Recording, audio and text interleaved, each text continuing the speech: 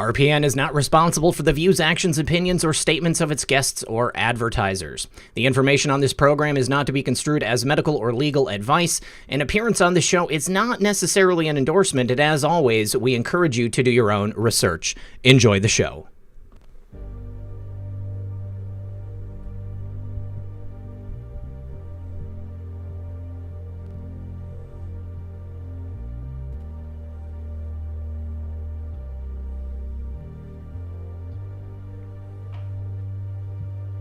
Good evening, everyone.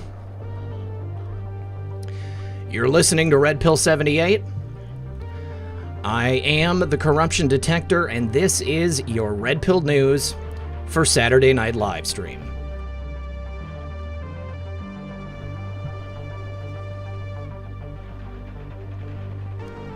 Just want to give a special shout out to the mods. Thank you for keeping the chat comfy. I see JoJo, Leslie Berger, Wheezy, Hog.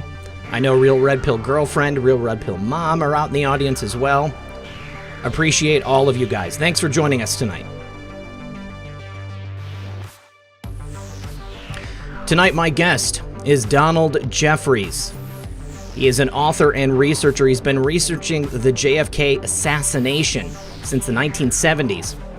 Author of Hidden History, Crimes and Cover-Ups in American Politics, Bullyocracy, The Unreals, and Survival of the Richest, and I'm sure many, many more to come.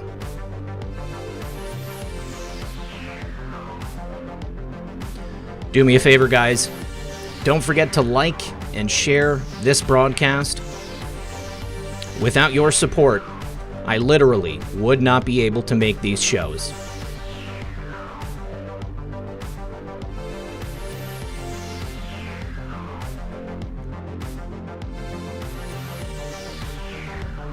All right, gang.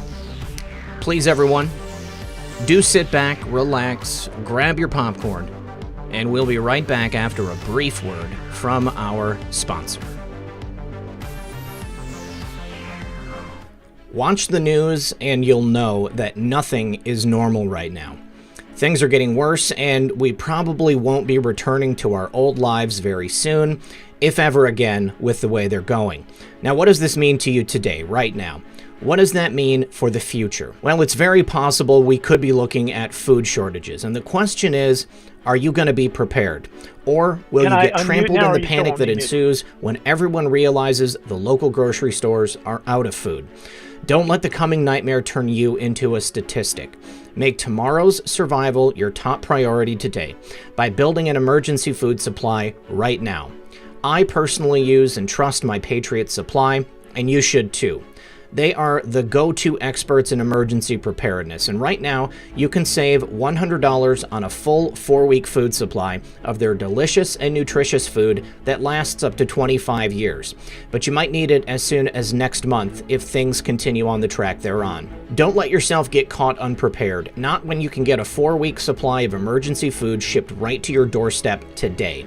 Go to preparewithredpill78.com.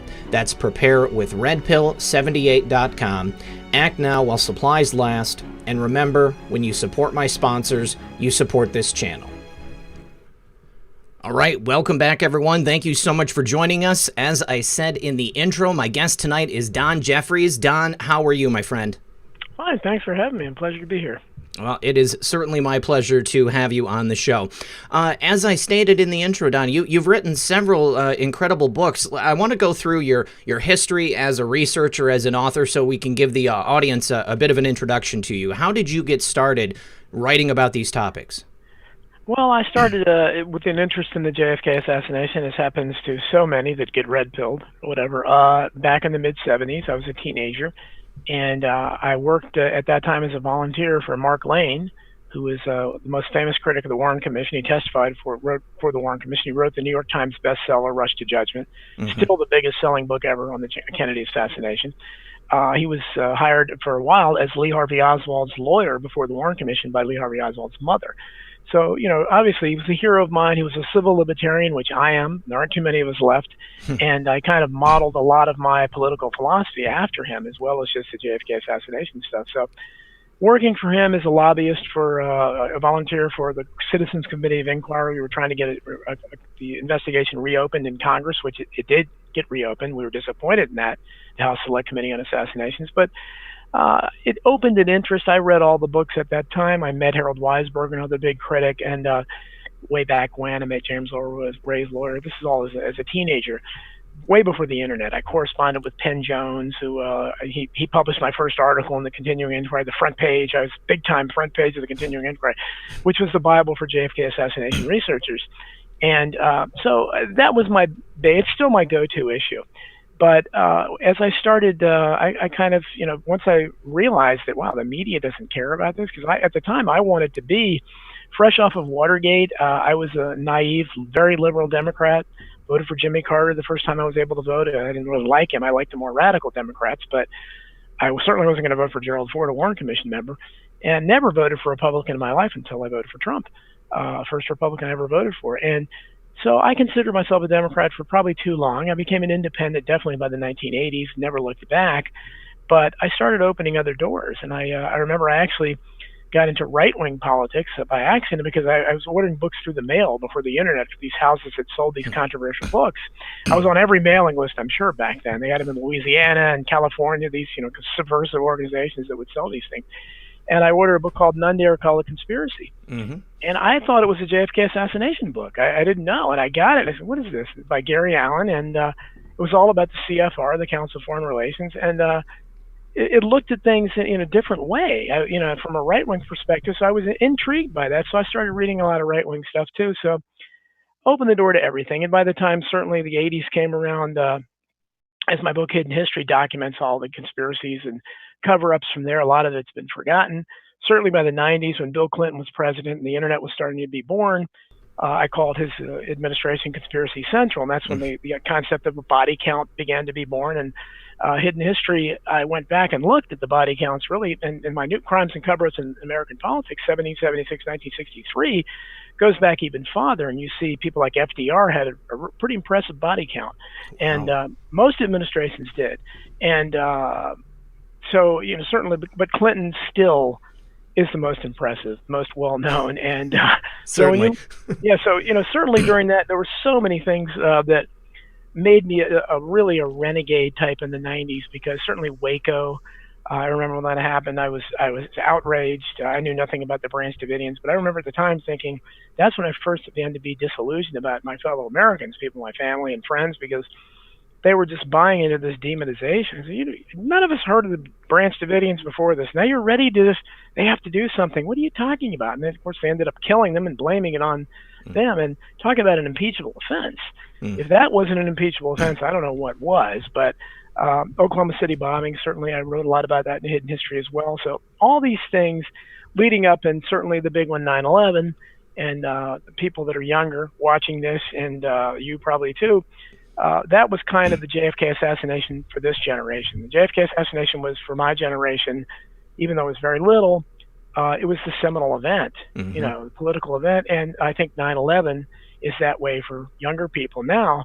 So, I started researching a lot about that. They have a lot about that in Hidden History. And I started calling America 2.0 after 9/11. I don't know what we are now, because after 2020, it's maybe America 3.0. I don't know what's going on now. But so that's, once you start opening these doors and going down these rabbit holes, it's hard to go back. And I certainly burrowed pretty deep down, maybe too deep down some of these rabbit holes, but there's a lot of them out there. There certainly is. Well, I just want to tell the audience, first of all, we're going to have you on multiple shows because there is so many topics here to cover. So we're going to be focusing on the book, Crimes and Cover-Ups in American Politics. So this goes from 1776 to 1963. So basically right up until the JFK assassination. Tell us how you put this together. You start off chapter 1, the birth of the Republic and slandering Jefferson. What is that about?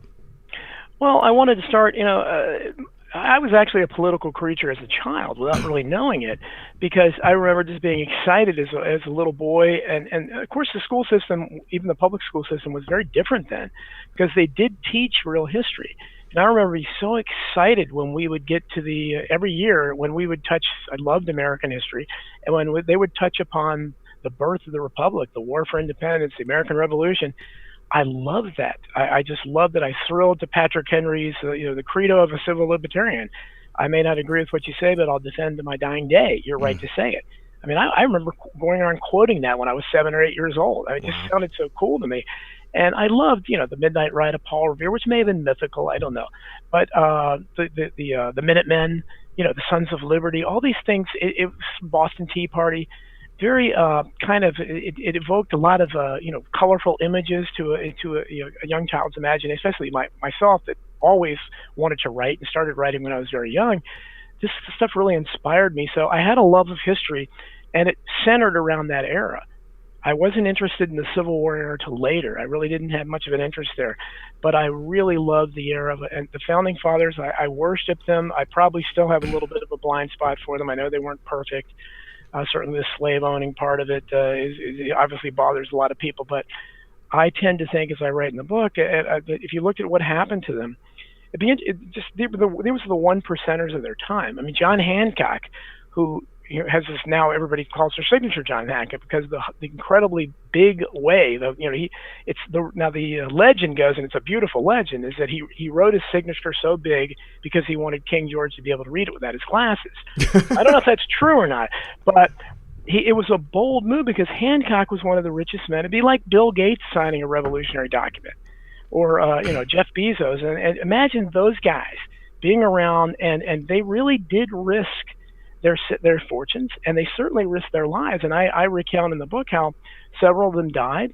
Many of them fought. I mean, can you imagine any of the one percenters of the day, George Washington was, he led troops into battle. This is, so they really walked the walk. You got to respect that, even if you might not agree with what they were fighting for. The fact that they risked everything for it was really tremendously powerful. And if you looked at what happened, most of them, George Washington didn't, Jefferson didn't, but a lot of them lost their fortunes, and a lot of them lost their lives. Their property was destroyed. So they really did risk everything for an ideal. And that's why it makes me so sad in writing a book to realize there would be a collective weeping that would make the heavens shake, if the Founding Fathers were able to look at what we've done to the Republic. Because if you look at I believe, and I understand there are people that argue, and I can understand that the Articles of Federation were actually better, and maybe they were, but I think the Constitution, when they centered it around that Bill of Rights, which is powerful, without the Bill of Rights, the Constitution is very kind of worrisome, really. But the Bill of Rights focuses it and protects the people, and the fact that it gave limited powers and the separation of powers, which is a beautiful thing, because they wanted to make sure no amount of power concentrated in any one of the three branches. Now, unfortunately, very early on, the judicial branch under John Marshall just took on new responsibilities. Jefferson was worried about that, and they became way too powerful. And obviously, we still see that. They've been legislating well into the 21st century. The legislative branch, which really, if any of the three branches have too much power, I would prefer that, because that's the most responsive to the people. We can overturn the House of Representatives theoretically every 2 years, but they have always been the weakest branch. They've abdicated their responsibilities from the time of the Civil War on, when they let Lincoln run roughshod over it. And so, unfortunately, with Lincoln was born the first imperial presidency, and ever since then, the precedents he set when he overstepped the constitutional boundaries have been utilized for many other presidents, from Woodrow Wilson to FDR, to George W. Bush, to Barack Obama. Every president, almost every president, will cite the actions of Lincoln in doing that. So, but the Founding Fathers would have been appalled by that, because they wanted a limited government. They wanted the checks and balances to offset each other. We don't have that anymore, and unfortunately, with most people don't realize it. I don't know how many young people realize this, but again, as a kid, I remember loving that phrase, the consent of the governed. And that was the rallying cry around the War for Independence. It was a revolutionary idea that people have the right to consent to those who govern them. And if they don't like it, as Jefferson said, then they have the right to replace it, alter or abolish it. And he talked about the Tree of Liberty being watered with the blood of patriots and tyrants every 20 years. So they never thought that this was. They realized what they were doing, and they were proud of it. But they also thought, if people can come up with something better, because it's what suits you. Right. So it was really a wonderful system, and I think still the best system that was ever created. Unfortunately, it became perverted from 1860 on. And largely, certainly after the southern states were defeated, because they no longer consented. in 1860. Regardless of what you think about anything else, they didn't want to be part of it anymore. All the founders said they had that right to do that. Mm-hmm. Lincoln crushed them, and once that happened, the rallying cry of the revolution, which was the consent of the government, is gone forever, because clearly we don't have that right. That proved it in the southern states. So a very troubling, and most people don't understand that, and they equate like Lincoln with the founding fathers, when in fact he's the antithesis of that. And as I quote in the book, I have people that talk about how Lincoln hated, especially Thomas Jefferson. And so he would not, and certainly Jefferson would have hated him. So I think that we need to look at it that way, that looking at the founders, and that's why I talk about Hollywood. There's never been a big budget movie from the time of the 1930s, when they were making all these biopics about the royal family of England and other lesser historical figures. Nothing about George Washington. Oh. Nothing about the Adamses, Patrick Henry. Never, because even Hollywood never wants to focus on that era, because to do it and to just have their quotes and it focuses on tyranny, and people might get the idea, when Jefferson in the Declaration of Independence talked about an unending series of events all coming together that are, that clearly for the same purpose, tyranny. Even the sheeple are going to start getting some ideas. Wait a minute, much worse has been going on now. Mm-hmm. That sounds pretty familiar. So they just stay away from that era. And if they talk about the founding fathers at all, it's to dismiss them as dead white racists, to talk about why did they have slaves, let's tear down monuments to them, with the exception, of course, Alexander Hamilton. He gets great press. He's a black, hip young star on Broadway now, because he was the banker's favorite founding father. He was also the father of debt. He's the one that invented debt. After the Revolution, Hamilton said, "You know what? The federal government needs to assume all the debts of the individual states." And of course, Jefferson and people said, "That's ridiculous. What do you mean?" But he won out. He got Washington's ear, and unfortunately, we've never looked back since then. That's why he gets great press, because he wanted the central bank. He wanted what became the Federal Reserve. Jefferson didn't want it, and that was what the early political struggle was about. The Jeffersonians, who realized the power, the disastrous power of having central bank, and the Hamiltonians, who wanted that consolidated power and were basically doing the bankers' bidding. So I think it's important to know that era, because most people don't know that much about it. And I think if they look at it, it's very colorful. We have a tremendous history, and considering how flawed our leaders have been for a long time, it's wonderful to look back at these people, because of course they weren't perfect, but just look at what they did, what they risked, and what they created. And it's a shame that, unfortunately, even though it's still there, and theoretically, it hasn't been paid. The Constitution, as George W. Bush said, is just a piece of paper. Mm-hmm. And that's the way it's been treated, really, since 1860. Yeah, absolutely. A lot of disrespect for it. How has established history differed from perhaps what people know today in terms of the founding of our country? I mean, did you find anything that was surprising to you in terms of like what people are taught, how they interpret it? Obviously, today it's a lot different than it was a couple decades ago. I think people look back on our founding fathers now with derision almost. Oh, absolutely. Well, I think that... Again, if you look at, most people don't, they look at everything today. I call them the court historians, and that's what they are. And they look at the past through the prism of today. So they'll look, and although if they look at, because identity politics centers largely around so-called racism, mm-hmm. and pandering to particular groups. So, for instance, it wouldn't surprise me if somebody, some professor wrote a thesis about how transgenders were held down during the Revolutionary period or something. It would not surprise me at all. Or, maybe the untold contributions of transgenders during the Revolutionary War. I would not be surprised at that at all. And you'd have people nodding their head, appreciating, because that's what they're looking at. They're looking at it through the prism of today. And that's why when they dismiss Jefferson, especially, they really concentrate, and it really irks me because he's always been my favorite. I think when I think of a classical liberal, I think of Thomas Jefferson first mm-hmm. and foremost. This is maybe the first really modern liberal, certainly in America. He was the most enlightened man of his time. And the idea that this guy, who was the best and brightest that period had to offer, maybe in the entire world, John F. Kennedy, as recently as the Kennedy, one of my other heroes, he said when he had a group of distinguished artists and writers and musicians in the White House for a state dinner, he toasted everybody by saying, "Here's to this is to the greatest assemblage of talent the White House has ever seen, with the possible exception when Thomas Jefferson dined alone." And I think that's the way people, liberals, used to look at Jefferson. Now they dismiss him.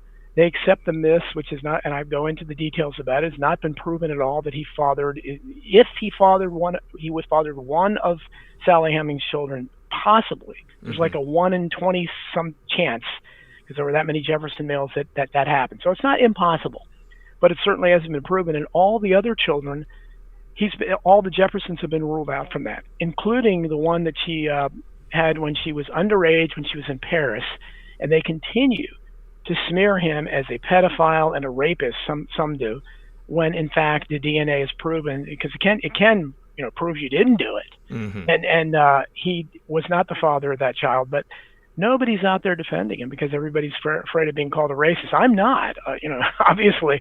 There's some of the things I write and talk about, but somebody has to stand up for what I think is the greatest statesman we've ever had, and it's very sad to see people like him dismissed. And now we're living in a climate where his statues are being defaced, and I wouldn't be surprised if they go out to the Jefferson Memorial. And it's a shame, because our history is very important, and the more people don't know about the history, and Americans are very, very ignorant about their history, and even someone like me, you said, what did I learn writing the book? While I was researching the book, now it's not about that period, but it plays upon really the basic Bill of Rights we have, is that people hear that, when we talk about freedom of speech, they say, well, you have freedom of speech, but you can't shout fire in a crowded theater. We've all heard that. Well, that comes from a Supreme Court ruling written by the great so-called liberal Oliver Wendell Holmes, who, like most of the establishment liberals, was a die-hard eugenicist. They want to get rid of the lower classes of people, but still he's called a liberal. He wrote this the opinion, and he used that phrase. You can't yell fire in a crowded theater. Now, he wasn't defending. He wasn't pointing this out because someone actually yelled fire in a crowded theater. He was writing it to defend Woodrow Wilson throwing World War I protesters in prison. Oh. So, yeah, so clear. Most people don't know that. I didn't know it. No. So clear. That's where that phrase came from. Now, so even if, of course, we can argue there has to be some punishment for, inciting a panic. I understand that. But clearly, people who were opposing World War I weren't yelling fire in a crowded theater. And that's where it comes from. And yet he used that flawed analogy. And I think that's what really, most people don't know that, and I didn't know that. So that's one thing I learned from researching it. And, I pride myself on history, but sometimes even I learned something. But it's very, as a free speech purist, I use that example a lot. I've mentioned that many times, and most people, no one else, I didn't know it, so very few people realize that that's where it came from. Were there any uncomfortable truths that you discovered, during the course of this? You mentioned the true nature of Abraham Lincoln. He is, even despite maybe the defaming that's happening today, just because he happens to be an older white man politician. But for years he's been lauded as a hero. You mentioned the way that he handled the Civil War. I think your characterization is pretty dead on. But what else was there about Abraham Lincoln that perhaps is an uncomfortable truth? Well, I have a lot about Lincoln, obviously, and probably the most of the book is about the best part, the biggest part of the book. It was difficult for me to revise my views on Lincoln originally, and that happened a while back. And because I, like everybody else, I revered Lincoln.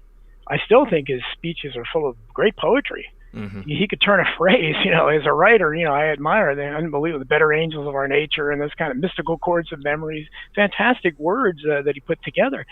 But as H.L. Mencken said when analyzing the Gettysburg Address, it's poetry, but it's fiction. It's not true.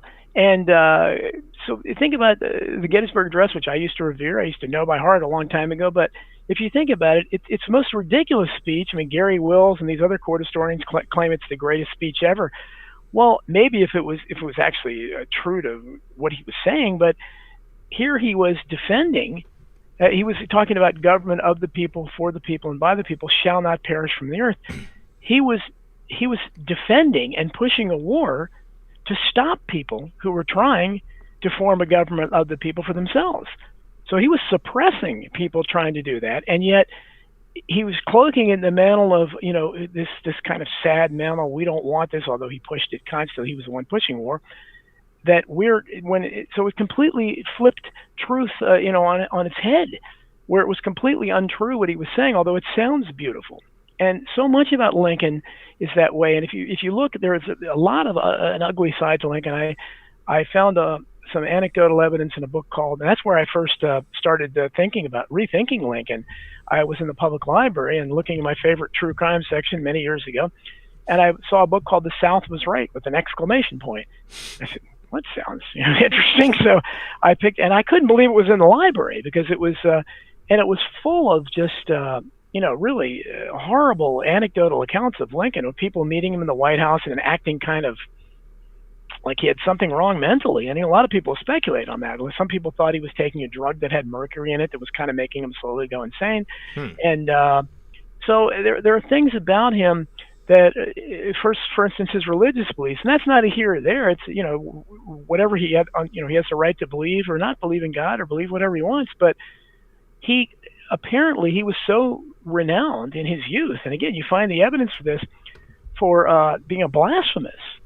Really? Who really actually, so he went beyond not believing. He would ridicule God, especially Jesus Christ. And so, but there's a rumor that he wrote a rebuttal to the New Testament when he was younger, and they burned it once he became a politician. Again, these are, it could be his enemies saying it or whatever, but certainly he, and I have the quotes in the book from people who basically everybody knew him. They didn't know him to go to church. I never thought him as a believer. I mean, the exact quotes are in the book, and that's all well and good, but he used, especially later, because early in the war, not in the beginning. In the beginning, he didn't mention the word slavery, for instance, in his first address to Congress. It was only after a year or so when he decided, as a strategic, he was a political animal. He was a pragmatist, and he, just for political gain, he decided, okay, let's use the slavery issue. And that's when he threw on it. He started becoming, when I have the quotes in the book, he left more racist comments that could have come from the KKK on the record than Robert E. Lee and Stonewall Jackson and all the Confederates put together. Wow. You can't find comments from them. It's there. Then there's the question of, was Lincoln gay? Again, that's neither here nor there, but never heard that one. well, there's a reason why you have the Log Cabin Republicans that is a gay group. Because they revere Lincoln, and I have a quote in the book, and it comes from mainstream media. Lincoln's law partner was William Hendon, and his family, to this day, this is again quoted by Huffington Post or something. This is mainstream, liberal media that talks. They're very proud of the fact that family tradition says that Lincoln and Hendon were lovers. They said, yeah, we all know my great-great-great-grandfather and Lincoln were lovers. And there are other examples of questioning why, So but that's either here or there. But clearly he was a flawed figure. And I think if you had that kind of anecdotal evidence about Jefferson or George Washington, whatever, it would be more played up by the establishment, certainly by the court historians. But Lincoln is a sacred icon. And I think it's important to find the truth about him, because he is really the secular saint of our civilization. It's probably a fitting one, considering what he truly was, because the state of our civilization is pretty bad. We're pretty much collapsing it right now. Yeah. But so Lincoln is kind of a fitting symbol for that, the real Lincoln. And so I think as I talk about whether it's a more recent event like the JFK assassination, 9/11, even the Seth Rich, anything like that. It's almost like a domino theory, the old communist domino theory, but this is a real one. If you can expose and get the real truth about any of these events, and going back even to Lincoln's real record, that has a domino effect, because then it spills over into the next thing. For instance, if you did Seth Rich today, you'd have dominoes going backwards and forwards both. Right. Because that would expose the whole Russiagate nonsense and all. So there would be a lot of things. These things are connected in many ways. It's also like a mathematical equation. So it's very important, I think, to get these things right, because as long as we accept the myths, and that's why I don't accept the myths about anything. And I think, history, as I point out many times in the books, history is written by the victors. And we always have to remember that. And certainly since the 1860s, we know which side won that. And that's why it's very hard to find. Thomas D. Lorenzo, for instance, has written a couple great books about Lincoln. I was very much influenced by him, Lincoln Unmasked and the Real Face of Lincoln. And, those are great books to check and when you can find out even more in-depth things about Lincoln. But I think it's important to get his real record because Lincoln suspended, we don't know how many thousands of people he threw in makeshift prisons. I don't know how many Americans know that. Mm-hmm. Without trials, he suspended the writ of habeas corpus. He threatened to arrest the Chief Justice of the Supreme Court when the Chief Justice said, "You can't do this. It's unconstitutional." Mm-hmm. And his aides held him back. His Secretary of State, William Seward, had a bell on his desk, and when visitors would come to see him in the White House, he would just point to the bell and say, "I can ring that and have any man arrested in the United States."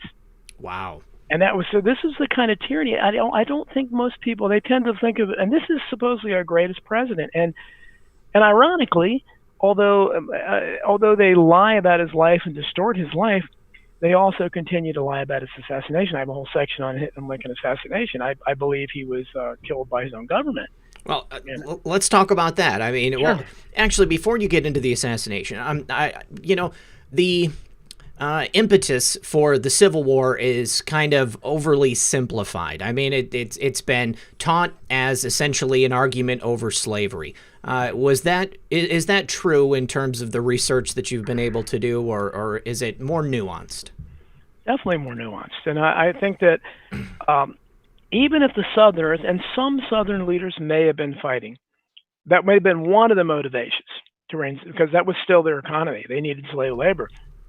But certainly the average Johnny Reb, the average rebel soldier, was not fighting because the average soldier didn't have slaves. Mm-hmm. That's another dirty secret, that only from at most 3 to 5% of Americans ever owned slaves. So, and both the North and the South had what's called a rich man's exemption, where they could pay $300, which is a lot of money in those days. And so anybody rich that didn't want to be in the war, and unlike the Revolutionary War, again, you did not have Abe Lincoln, leading the soldiers.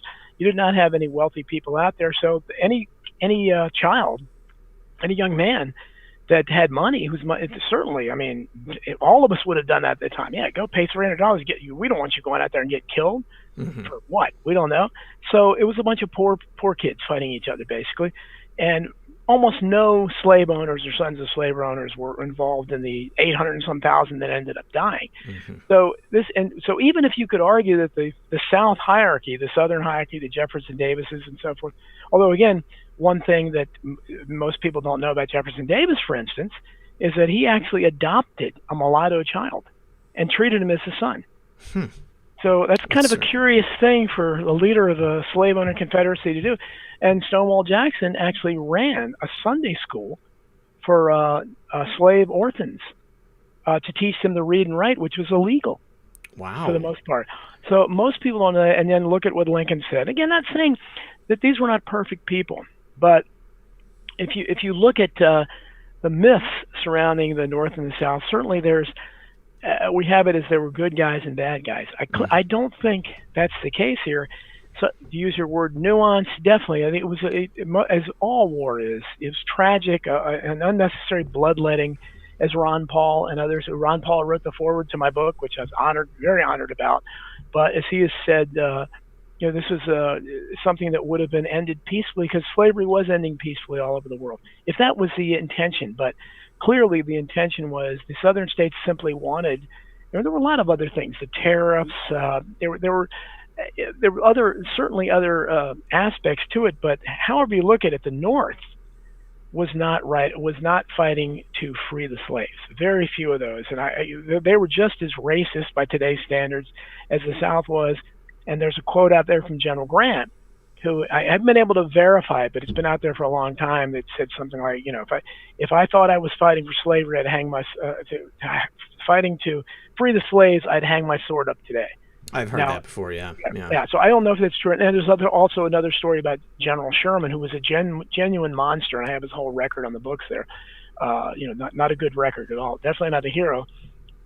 Where he supposedly mistreated his slaves. He had slaves, And General Grant's wife didn't free her last slave until something like 1869 or 1870, which is 6 years after the Emancipation Proclamation. Right.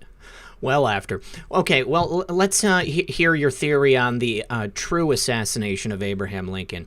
Apparently he had been shot by an out-of-work actor at the theater. What really happened? Well, I think unlike the JFK assassination or the MLK assassination, and even the RFK assassination, where I think Sirhan was a programmed Manchurian-type candidate, but I don't think he actually killed him. I think he was firing shots wildly. And Oswald and MLK didn't shoot anybody. They were just patsies. I think John Wilkes Booth fired the shots. John Wilkes Booth was historians have compared him to Brad Pitt, just how famous he was. This was a huge celebrity, a heartthrob actor. So he was well known, and he worked out of Ford's Theater. So certainly when he jumped on the stage like that, after he was recognized by, they had multiple witnesses that. Is your screen locking up? Yeah, no, yeah, it was. I had pop-ups blocking me, so I don't accidentally shut you off. But so he was recognized by everybody knew, him there because he was a regular there. The stagehands, everyone knew him. So I don't think there's any doubt that he fired the shots. Now, it's a question of how he got in the position to do that. There was a mysterious policeman named John Parker, who was the only bodyguard Lincoln had. There was no Secret Service then. Lincoln, who abandoned his spot, apparently to go drinking next door, never really reprimanded. Very curious figure. There's no photograph known of him. I don't think anybody knows where he's buried or anything.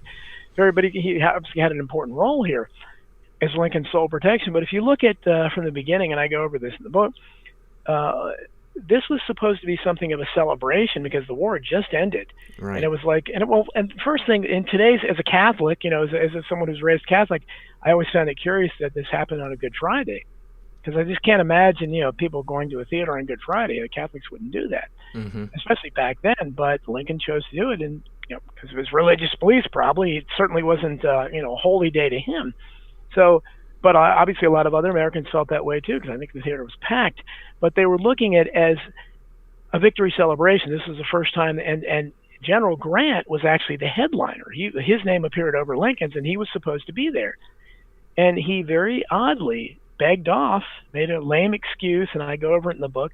And of course, historians blame that on, while historians, I think, have excused all of Lincoln's flaws and made him into something that he wasn't. They've treated his wife, Mary Todd Lincoln, I think, very unfairly.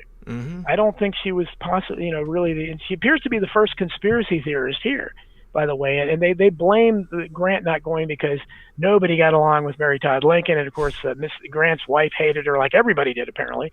And so that's why he didn't go. The Speaker of the House, Schuyler Colfax, Lincoln asked him, no, he couldn't go, sorry. He asked Secretary of War Edwin Stanton, who I believe was the architect of the conspiracy, the inside job that killed him. He said, no, I can't go. And he forbid his assistant, Thomas Eckert, who Lincoln admired because he said he could break irons over his forearms. He's a very strong guy. He wanted him, I guess, there to protect him, too. And Eckert, just imagine an aide to the Secretary of War refusing an invitation to go to the theater with the president. Just broke all protocol. Very suspect. Yes, very suspect. So Lincoln couldn't get anybody to go to the theater. Eventually, he got a Major Henry Rathburn and Clara Harris, who was the daughter of a senator. And what happened later to these people is interesting as well. Rathburn and there were murders, suicides, and the details are in the books. It's very much like the Kennedy assassination was. I'm sure lots of people have heard about the unnatural deaths associated with that. Well, Lincoln assassination had them too. I personally think that the conspirators they arrested Lewis Payne, who was a really big guy, and he's the only one that could be tied in any way to the South. He was supposedly a rebel soldier, but all the others, including Booth, they were said to be rebel Southern sympathizers, but they all had feet firmly planted in the North. Most of them were from blue blood families. They didn't have any kind of, you didn't see where's that secessionist impulse coming from. So Dave McGowan, the late great Dave McGowan, who Love Dave McGowan. Yeah, he was wonderful, and he and I were just starting to establish a relationship when he unfortunately died way too young, very suspiciously as well too. Yes, certainly. Yes, and died on November 22nd of all days. The JFK assassination, and just to add, kind of a cosmic exclamation point to it. But he was doing some great work on the Lincoln assassination. Maybe you look at it a different way, but he went to the backgrounds of all these guys. It was Payne, David Harold, who was a kind of appeared to be a fanboy of Booth, who obviously had a lot of fans. There was a guy named George Atzerodt, who was kind of doesn't appear to have been very bright. And then Mary Surratt, who was really, the fact they ended up hanging her is just, was just unbelievable, because she was a middle-aged woman and no one thought it would happen. And they ended up, executing her for owning a boarding house where some meetings supposedly took place. And so there are many, many questions. I go over them all in the book, but briefly, I think that it wasn't any kind of a Southern, Jefferson Davis, none of these people were involved in it. I think it was an inside job. And I suspect, as much as I criticize Lincoln, first of all, Lincoln had, oddly, because Lincoln had been, really in the banker's pocket for a long time, but he did print the greenbacks out of nowhere near the end of the war. I think he just was ticked off that the banks were, were on him too much, and really kind of a revolutionary thing.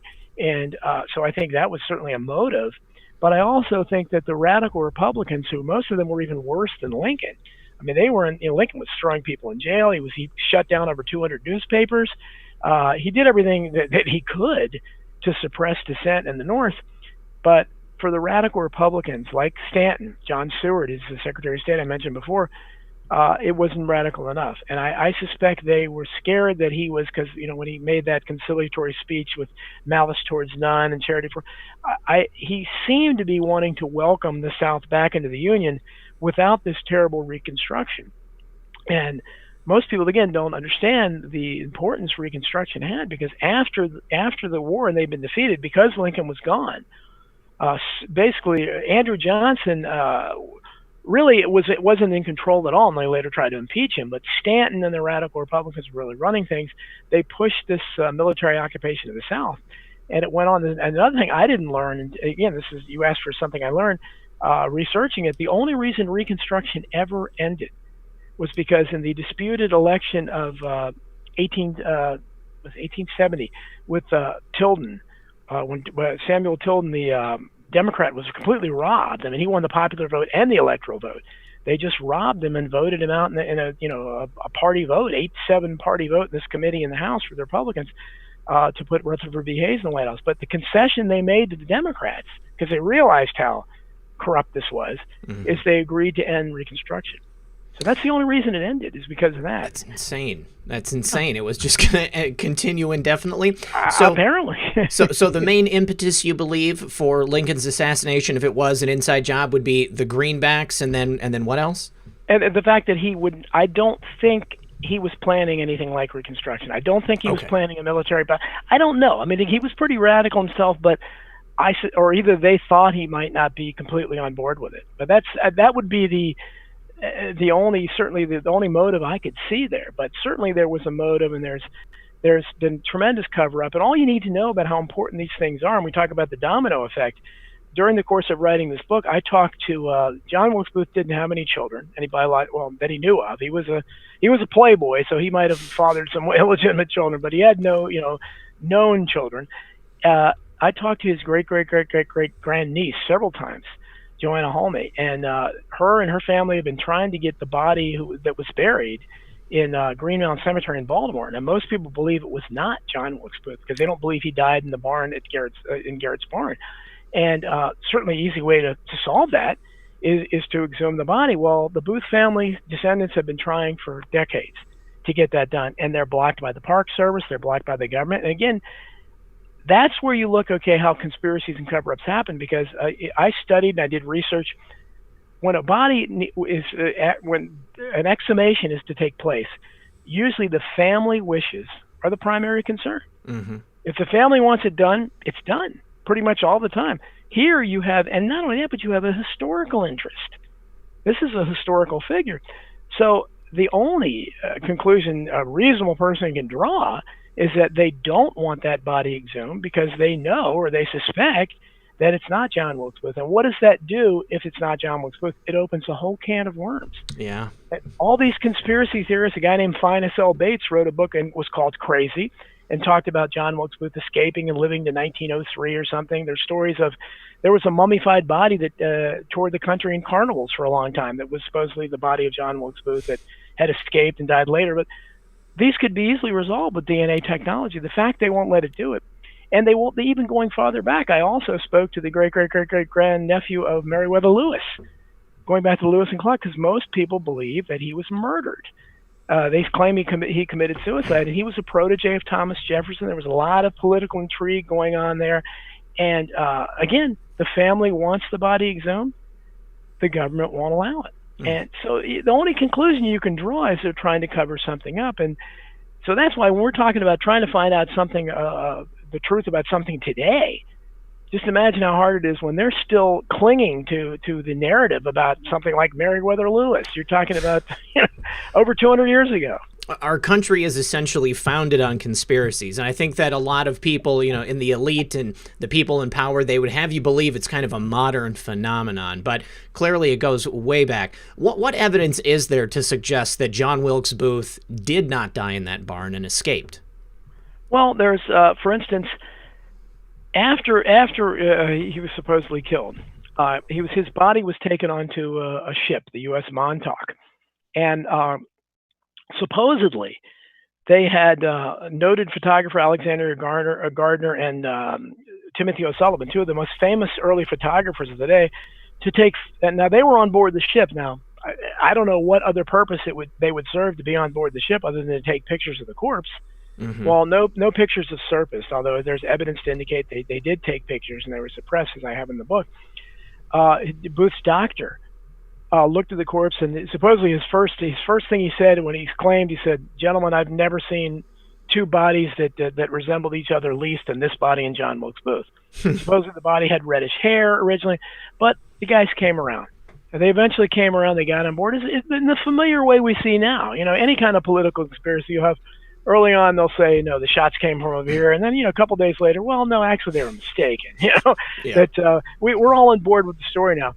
Well, that kind of stuff was already happening then. So, and of course, then there's the fact that they buried this body in the cemetery and they won't let it be exhumed. So, I mean, they can solve that right now. DNA technology, okay, you can shut all the conspiracy theories up. They won't do it. So that tells you a lot right there, I think. Right.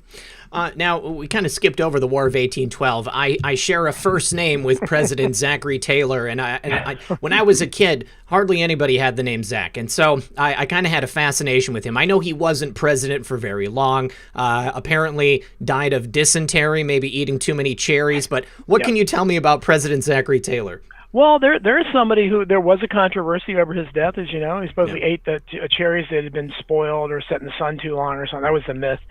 His body actually was exhumed. And now, of course, supposedly they determined that they didn't discover any arsenic or whatever, but people have written, I quote them in the book, I don't have the name or the book right on the top of my head, but people have questioned it and said there's no reason to necessarily accept what they said is true here. And I think the fact that he let him be exhumed is kind of odd, but we don't know too much about Zachary Taylor other than he was a war hero. As you said, he wasn't president for very long, but I look suspiciously on him. Later, Garfield was the same kind of way, where he didn't serve very long either. And all of us look at, I think on these things kind of with a cynical eye, because knowing what we know about how unnatural deaths are kind of a part of these the deep state, or whatever you want to call them, going way back. I would certainly think that Zachary, certainly there's a big chance that he was knocked off. I mean, William Henry Harrison, that another quote that you asked, I guess is another thing I learned when I was just researching him, because he's the shortest lived president of all. He only lived 32 days and supposedly died. And the myth is he caught bad cold because he stood outside 68 years old without a top hat on, and it was freezing rain or something. That's the myth. And so he caught something and died 30-something later. But I found a couple quotes he left on the record which are startling. And the first one, to me, it encompasses all of the political world. And it's something like, after my career in politics, I've concluded that the whole aim of practical politics is to make the rich richer and the poor poorer. Yeah. Something like, which I think is just, it's just very simple and profound. Yeah. And the other one is a real anti-war quote. I don't have it off the name of it, but again, it's in the book. But, so I knew nothing about that guy before then, but just that quote on the rich and the poor, I said, well, I don't know what his presidency would have been like, but that's that's an interesting quote to leave on the record, especially considering he only lived 30-some days. So I look upon all the presidents that, certainly McKinley later, when McKinley was assassinated, there was a book called, it became a miniseries, The Captains and the Kings by Taylor Caldwell, who was one of the last great novelists we had. And she postulates in there that McKinley was assassinated to get Teddy Roosevelt, who was a real warmonger. He was a real imperialist. I mean, this was the first guy that wanted to spread American exceptionalism all over the world, and he would have been on board with the escapades in the Middle East and all that. This was the guy that really the first leader that wanted to do that. But to be fair to him, he would have led the charge himself. He did walk the walk. He wanted to go and be at the front of the line, so I'll give him credit for that. But McKinley apparently was reluctant to do that. Assassination, suspiciously. Just lost you for a second. It looks like the microphone's coming back on. Something Okay. happened. I think I have a short somewhere in my wiring. Well, early on, you had mentioned the body count surrounding FDR. That is certainly something that I have never heard discussed. What can you say about that?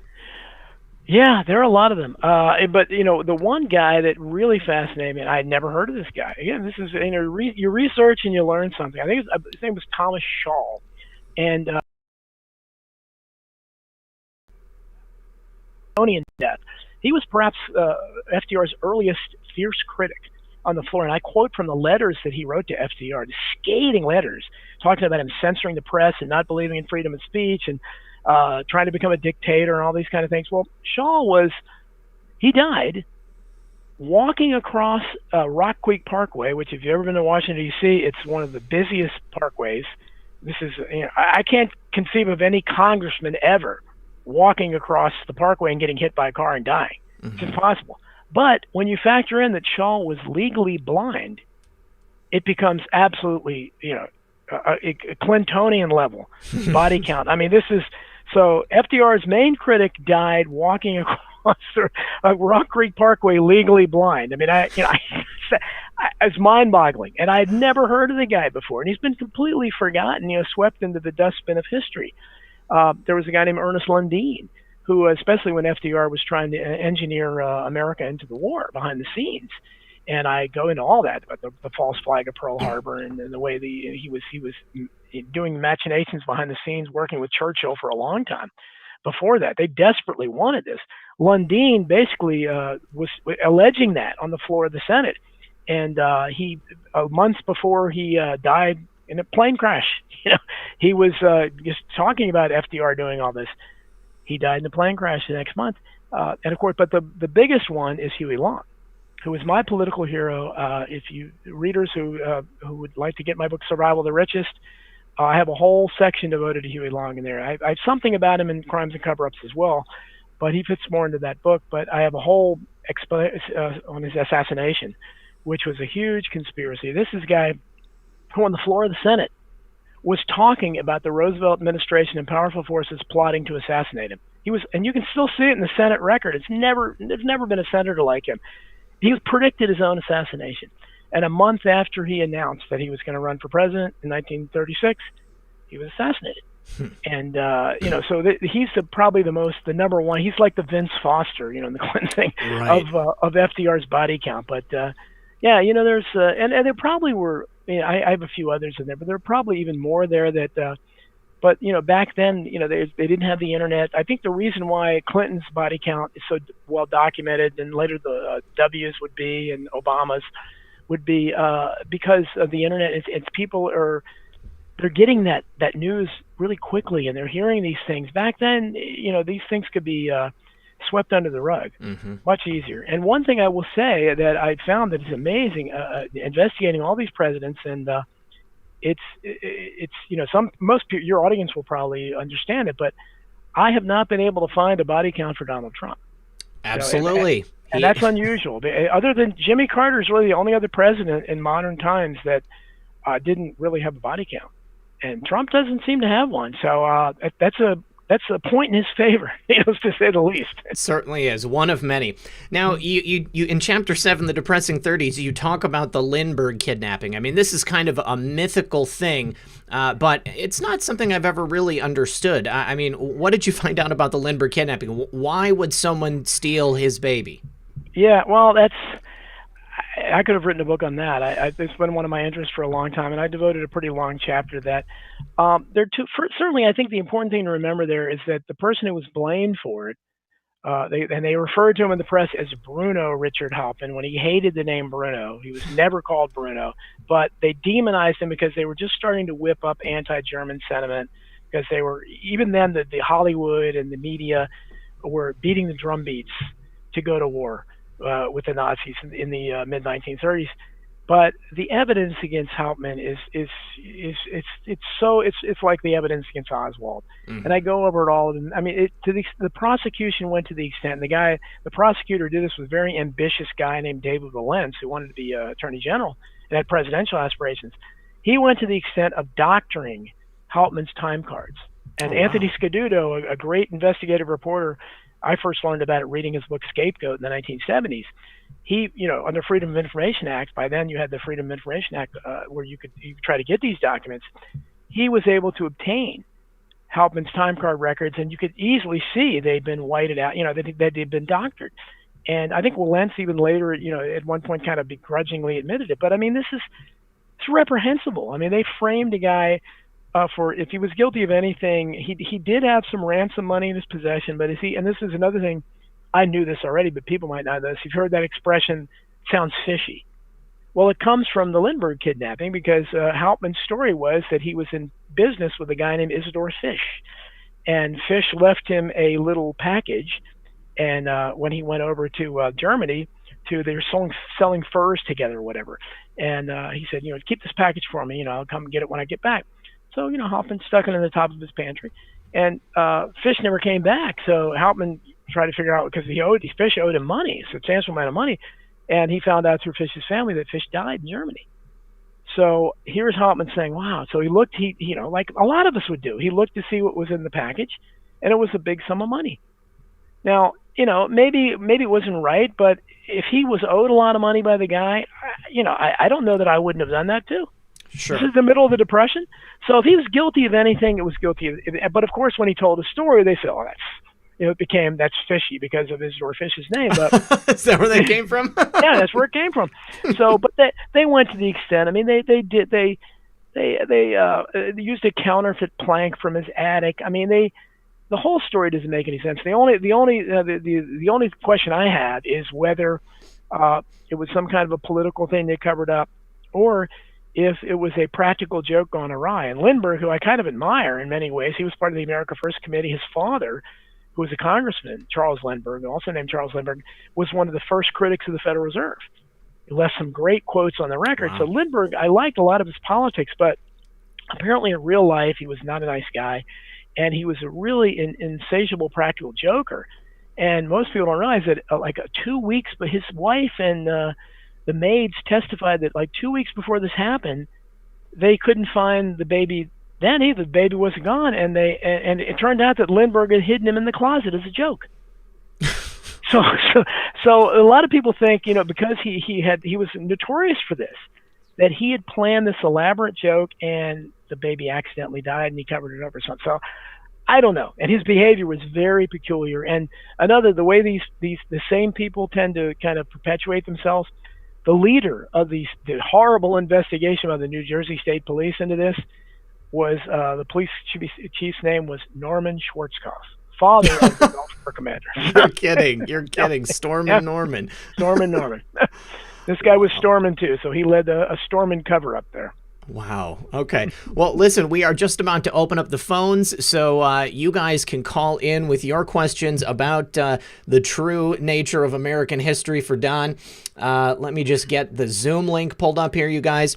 Go ahead and use this link to join via the app on your phone or your computer. If you want to call in, there are a couple of numbers right there on the screen. I'm going to drop the meeting ID and the password. And there we go. All right, so please, guys, give us a call. Talk to Don. Also, if you guys are interested in getting any of Don's books, the Amazon link to purchase all of them is in the description below. I've dropped it a few times. You can also follow him on Facebook and Twitter. Any other ways that you want people to be able to get a hold of you, Don? I know that we put your blog down there as well. My blog's there. I mean, you know, if they're really literary, they could find me on Goodreads. I can always, you know, use more people and ratings there. I'm very active. I do have an Instagram account that I haven't. My daughter's horrified by it because she's afraid I'm going to start posting pictures of myself. So I haven't done that yet, but I do have an account. So I'm still figuring out what to do with that. But I'm very active on Facebook, and I'm trying to get more active on Twitter. I need a lot more followers there, though. Wow. All right. So, you know, just as an example of, you know, how things have played out through history, you know, I mean, people quite often talk about the similarities between the assassination of JFK, the assassination of Abraham Lincoln. You know, do you think there's any truth to the idea that perhaps they are part of the same group that took out both presidents, or perhaps even all presidents that have been assassinated? Well, you know, I think a lot of us, and I in the book Crimes and Coverups, I go over into the history of the Illuminati, and it was a real organization, really existed. Adam Weishaupt was a real figure.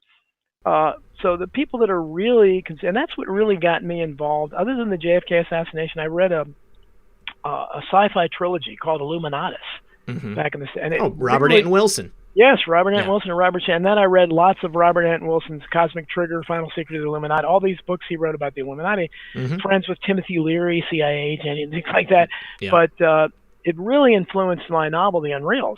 It was very influential to me there, and I was fascinated by these. And of course, they had absurd things, like they had George Washington being killed and replaced by Adam Weishaupt, and he was actually the first president. They had Jefferson being visited by the Illuminati and you know, to put the Great Seal on the money, and so the Great Seal of the United States. So kind of, you know, John Dillinger was one of the shooters in the JFK assassination, or crazy stuff like that. But it was fascinating, and I think that a lot of us believe that there's a power, and certainly, and I have all the quotes in the book there. In the beginning of the book, I talk about all the historical figures, all the way up to Bill Clinton. You know, going way back, Franklin Roosevelt and you know, Disraeli in England, that talk about there's a power behind the throne. There's powers behind the scenes that we are not really in charge.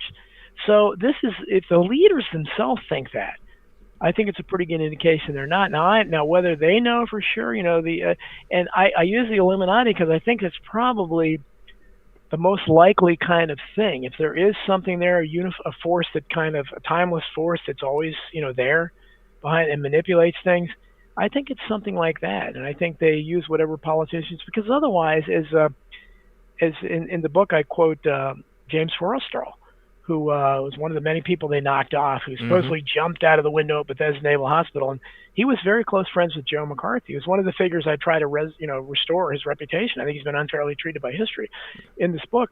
And he told me, he said, McCarthy, you know, if this wasn't a giant conspiracy, once in a while they'd make a mistake in our favor. And I think that's, if you go back through all of history, if there wasn't some you know, force that's always there directing these things, then things wouldn't always turn out to good. The few good people that arise wouldn't get killed. Right. You know, that kind of thing, where a real leader would emerge, would take control, and would do good things, and would actually enact reforms, and you know, a lot of the evil and corruption would go away.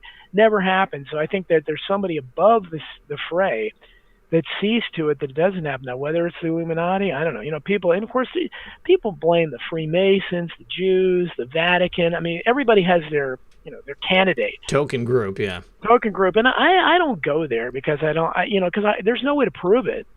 So I just try to expose the corruption. This is the real history.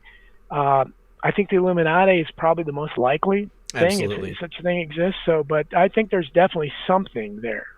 Well, yeah, I mean, for me, at the heart of it, there are evil, psychopathic people in every single group or power structure throughout the entire globe. You know, we talk a lot about the idea of a transnational criminal organization. That's what Donald Trump is fighting against. That's what we are working to expose here on this show and on others. And, you know, whether or not they actually go by, you know, the name of the Illuminati or not, but it's the same type of idea. Now, have you ever read Bloodlines of the Illuminati by Fritz Springmeier? I'm familiar. I know I'm familiar. I've heard him interviewed. He used to be on Alex Jones all the time. Yes. So yes, I've heard him. He's an interesting guy, definitely. Yeah. Very interesting. And they put him in prison right after he put that book out. And then also, and that book is also available for download on the CIA Clowns in America, their website, which I thought was pretty interesting when I saw that too. All right, so we've got our first guest coming in. It is Black Man with 2 N's. Mr. Man, waiting for his microphone to get put on. Okay. Let's see. No, he's still there. I just need to say thank you to Wendy for the donation on PayPal. Also, thank you to Courtney. That was from last night. So, appreciate it, you guys. If you do want to support the show, paypal.me/redpill78news. And then also there's the Cash App. Cash App doesn't take any fees from either of us for sending a donation. Black Man, are you there, sir? Caller, are you there? Caller, go ahead and unmute yourself. Caller, are you there? Caller, we're not hearing anything. It says that you're unmuted, but I'm not hearing anything from you. All right, well, we're going to go ahead and try to pull in another caller, and perhaps that caller will be able to get their microphone working. Jason B. will be the next caller to come in. Jason, how's it going, buddy? Just waiting for your microphone. Lower left-hand corner, I think. It looks like he had an X, but no, it doesn't have an X there. Yeah. All right, let me... there's a couple other thank yous I need to say. Thank you to Clint. Let's see. It says, check your email. Okay, I will check the email before the end of the program. Thank you twice, Clint. And then also Charles and Pamela both. Appreciate you guys helping out. Well, let's see. So you say here in Chapter 9, the alleged suicide of Adolf Hitler. Obviously, that's something that I think a lot of people have wondered about. The official body that they had turned out to be what was it, an older middle-aged woman. What did you find out about the alleged or suicide of Adolf Hitler?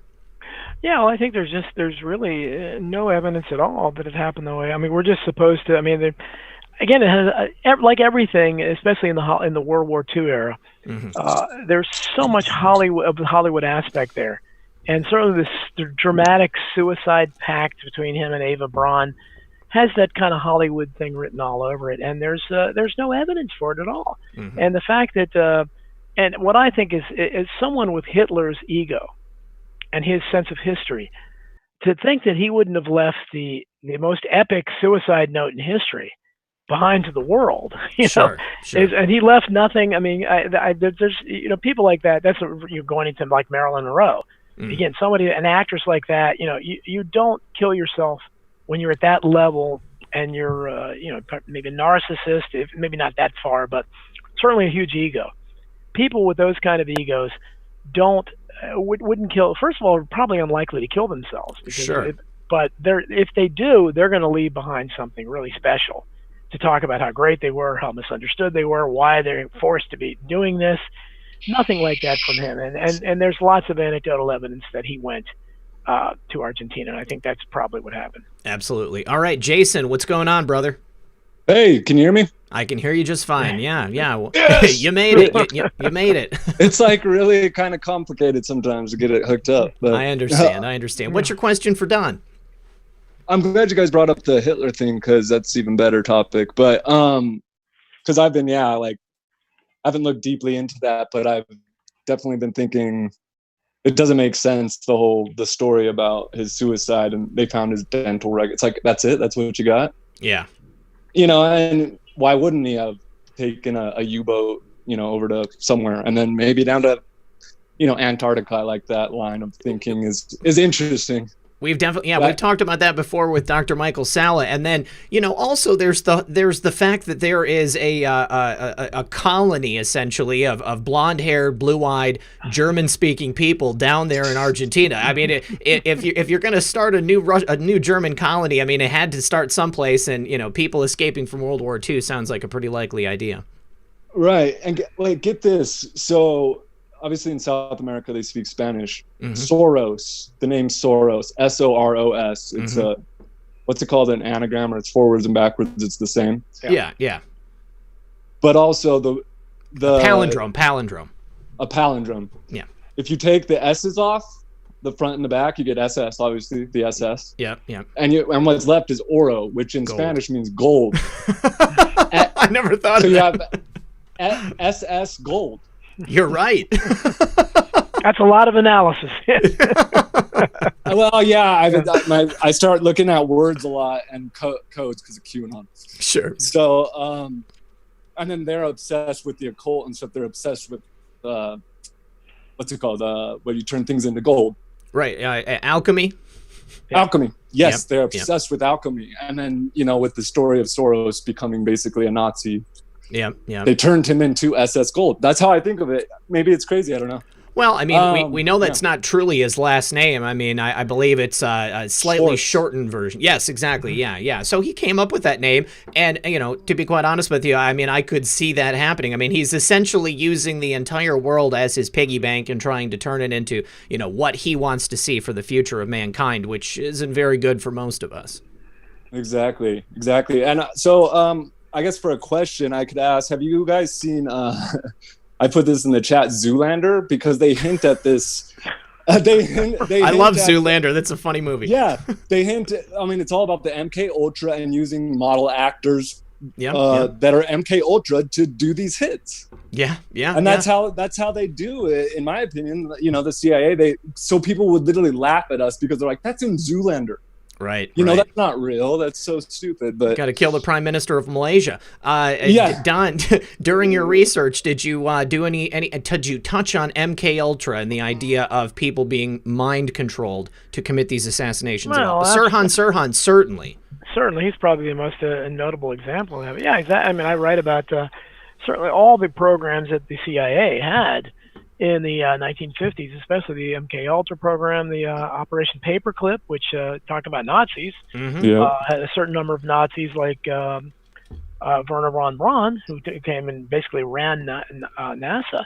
Mm-hmm. You had Operation Mockingbird, which everyone knows about, the Mockingbird media, which we see today, down to Anderson Cooper.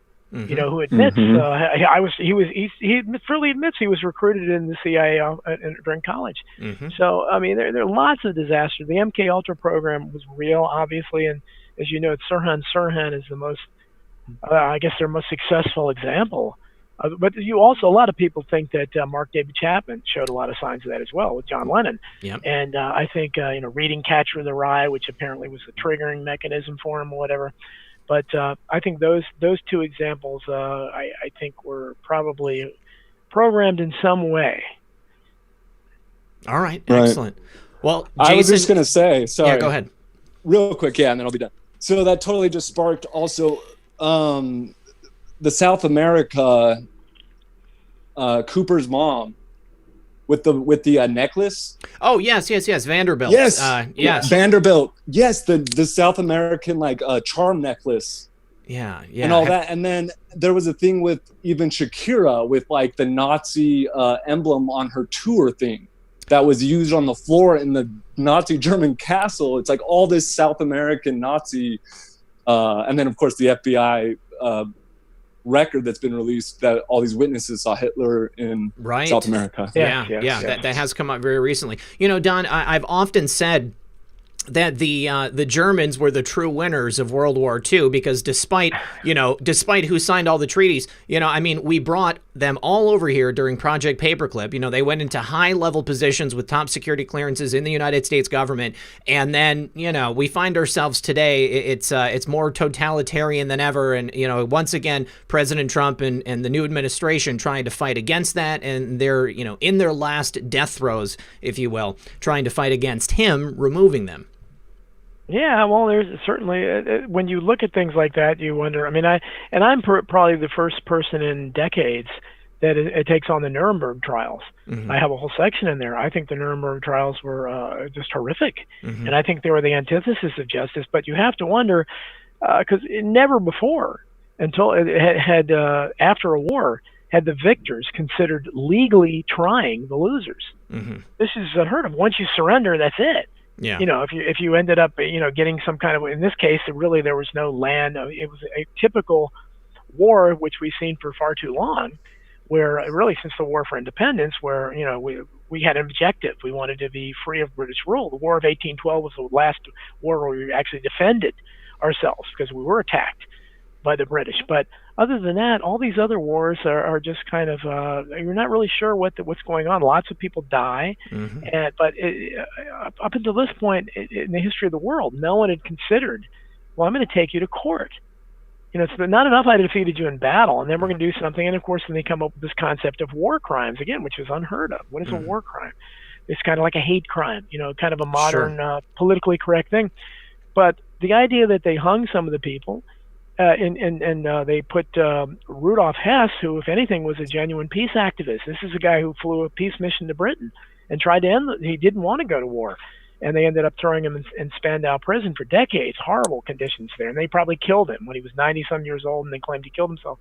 But at the same time, then some of these people were directed into the country under Operation Paperclip, and most of them went to NASA, and some of them also entered the OSS and helped form the CIA. So you have to question that. You know, why did some of the, and most people also don't realize it wasn't just the Nazis. We were fighting Japan as well. Mm-hmm. Emperor Hirohito lived for decades after the war. Mm-hmm. Nothing happened to him.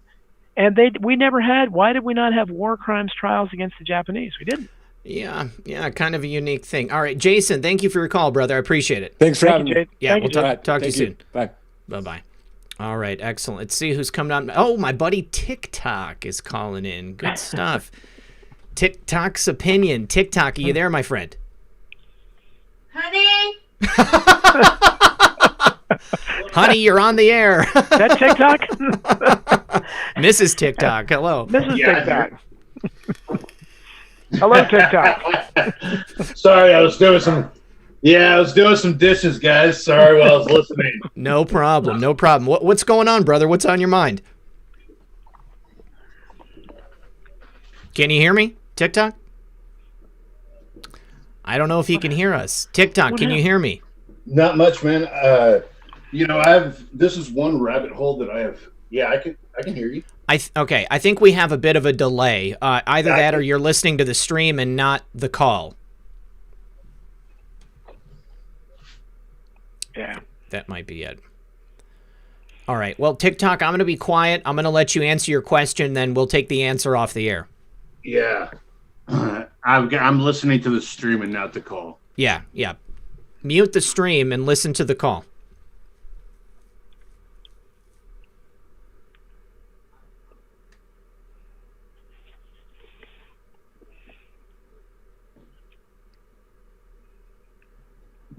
TikTok. All right, you there? Yeah, can you hear me now? Yes. Okay, go ahead. What's your question, bud?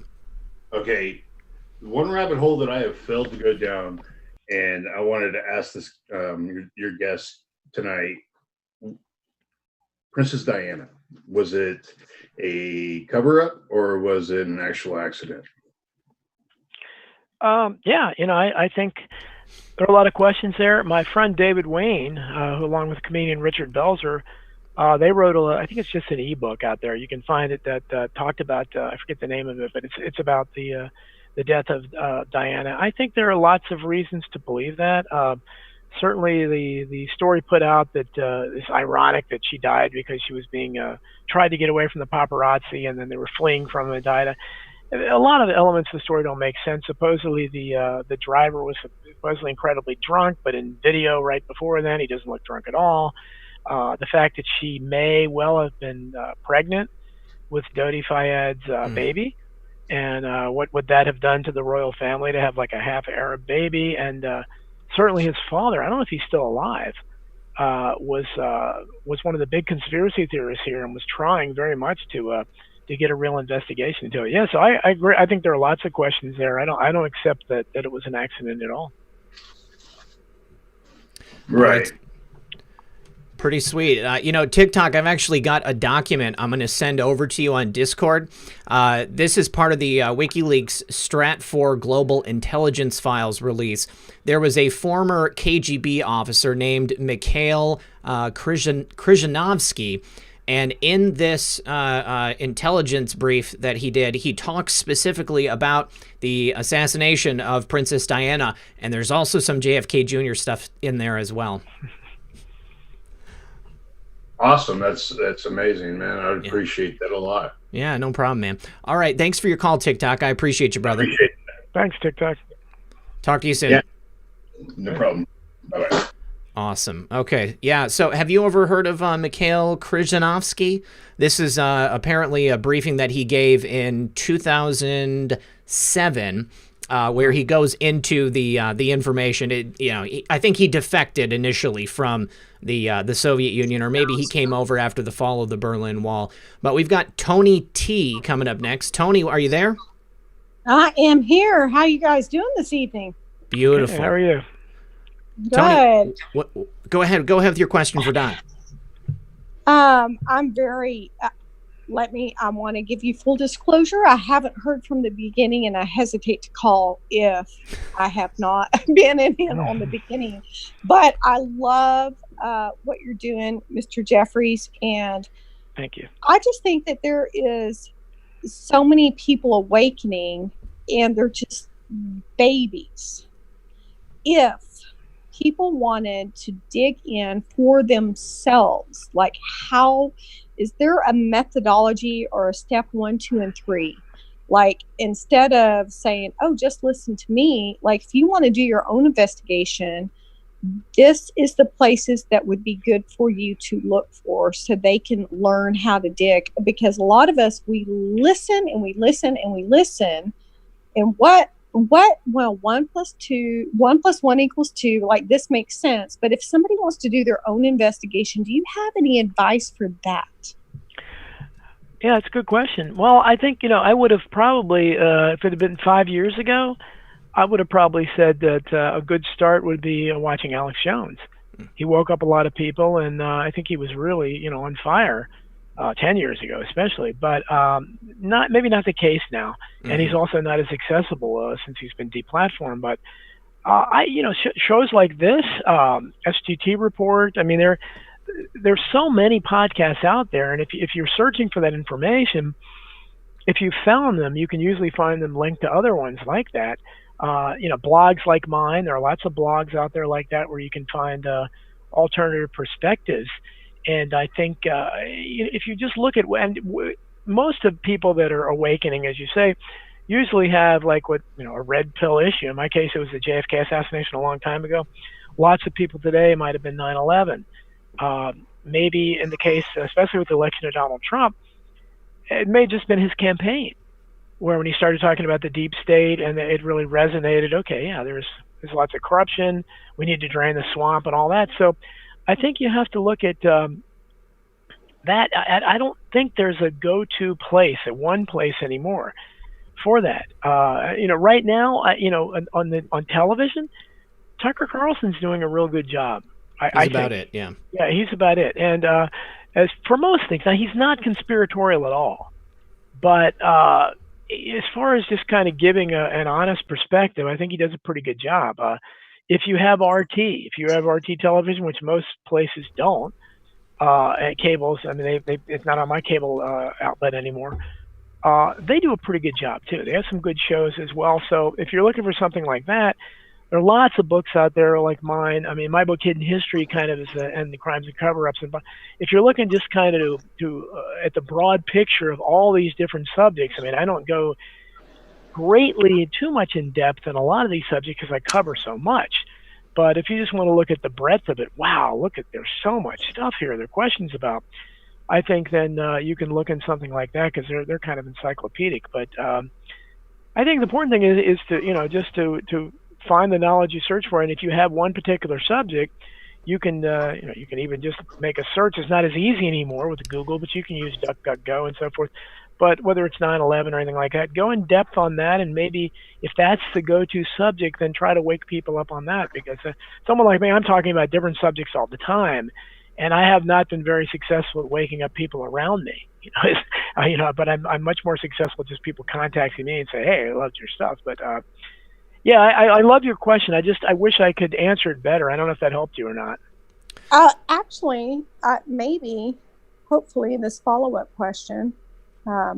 Red Pill 78, Zachary. I know that he could do the same type of investigation. Here's the thing. Everybody is focused in on what they're doing and how they're doing it and getting the information out. But I think that because we're in this sensitive time that people are waking up and they realize they've been lied to about a lot of things. They're like, well, where did you find that? How did you find that?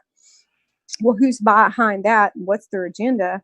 I'm just wondering, is there, and you may know, is there a group that are just like newbie investigators that we can talk and this is what I found and this is where I found it, this is how I found it? Or is there any organized investigators groups?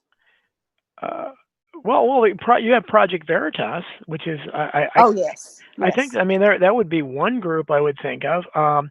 There isn't a lot of investigative journalism. Certainly, investigative journalism isn't allowed in the mainstream media, and so you're basically groups like that. That's about. We Are Change used to do great work.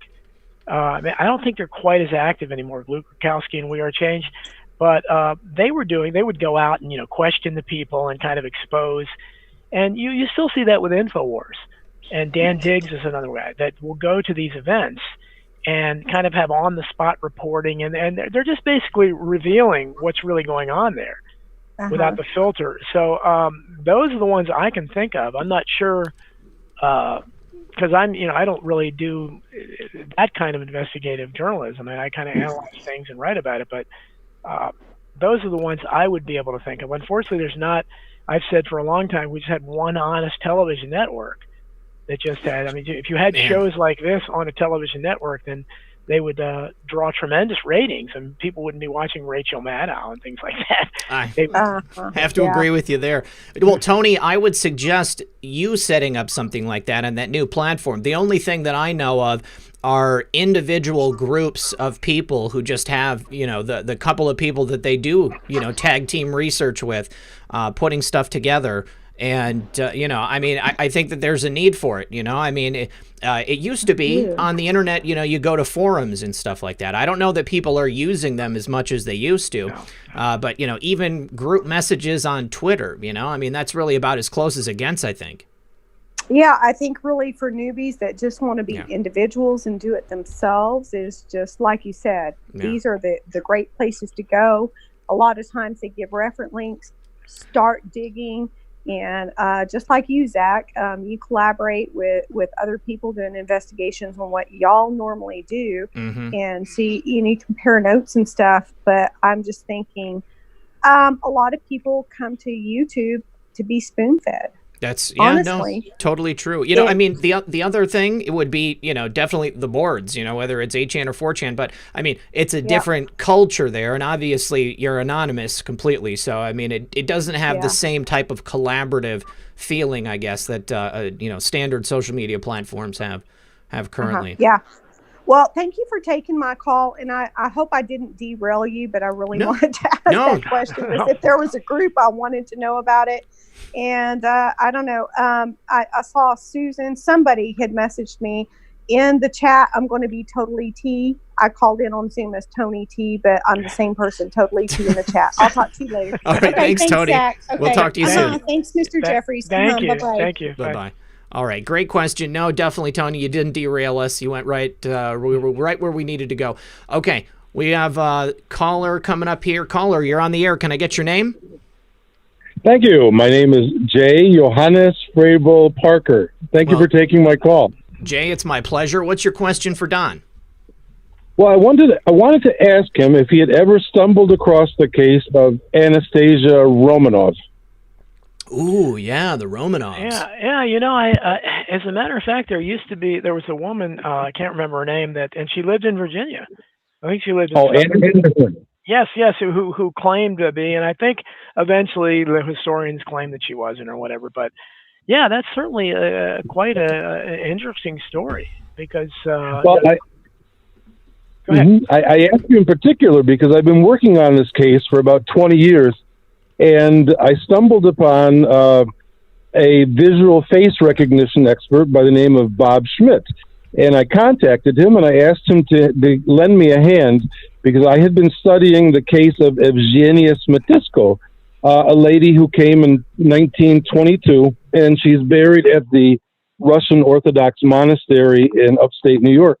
And he did a 2D and then a 3D visual face recognition analysis for me of the woman known as Evgenia Smetysko and Grand Duchess Anastasia Romanov, and they were a perfect match. And so I went to the monastery year after year, and I said, could you please tell me where her grave is? Oh, she's up in the new section. They would never let me know where she was buried. So I learned enough Cyrillic script to find eventually her cross. And when I looked at her cross, it did say Evgenia Smetysko, but the date of birth was 18 June 1901, which is the birth date of Anastasia Romanov. So in the meantime, and I'll send you the link by Twitter, but I have a video made of the analysis, which I've shared with the Orthodox Church, with the Russian embassy in Washington, and I think we're this close to revealing that her death was a fake in 1918. And so that sort of fits along your program. That would make a lot of sense. You know, obviously they were being run out of Russia. I think they'd probably do anything that they could to make sure that they didn't die. And coming to the United States under an assumed name would definitely make a lot of sense. You see, there's a conundrum, though, because the Orthodox Church declared them all to be saints in 1981, but she didn't die until 1997. And so the priest there told me, well, we don't make mistakes. You have to be dead to be a saint. I said, well... Well, it wouldn't be the first time. Wouldn't be the first time. Yeah. Wouldn't be the first time, no. So I wanted to thank you very much. You really piqued my interest, and keep on doing what you're doing. It's fascinating. Thank you for your call, Jay. We appreciate you. Okay, God bless. God bless. We'll talk to you soon, buddy. All right, good questions tonight. Appreciate that, guys. Oh, it's my buddy. Jason woke up in Vegas. It's been a minute since Jason has called into the program. I know he's going to have a great question. Jason, what's up, buddy? Just got to get your microphone on. That beard is looking stronger than ever. How you doing, buddy? Good. You got me, Red Pill? I got you, brother. What's going on? What's your question for Don? Oh, I didn't have a question for Don, man. I just wanted to, call in and tell you what a great show it is and say hello to everybody. It's been a while since I've got to come in and say hello. I just wanted to, remind you guys how proud of you I am, man, and, just encourage everybody, see where everybody's at. Want to talk a little bit about dialogue, about getting out there. And, I had a really beautiful experience last week at the Tulsa rally where I was able to get in contact with some people. I was there at the Trump rally and couldn't be in the rally. I had work to do outside, and it didn't really make sense until we got out there. And what I noticed, I got out there with some Black Lives Matter people that were out there supporting it, and started a dialogue. And what I noticed is there's such a lack of communication. Mm-hmm.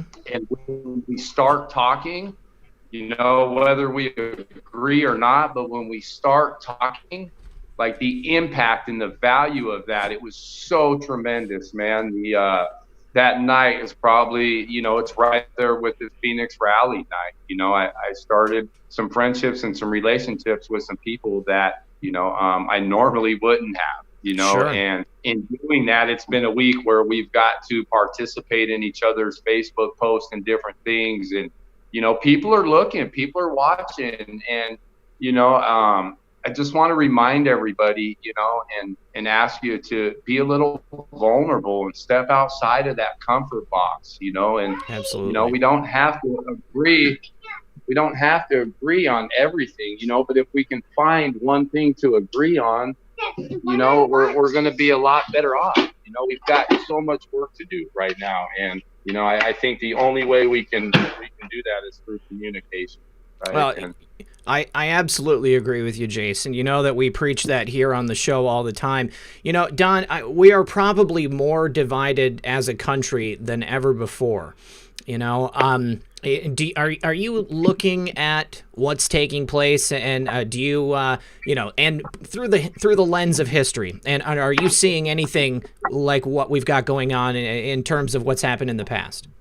I don't know. Maybe the French Revolution. I mean, yeah. I mean, it's yeah. I mean, I've writing a lot about it on social media. Maybe too much, and lost a lot of people. My own niece deleted me on Facebook.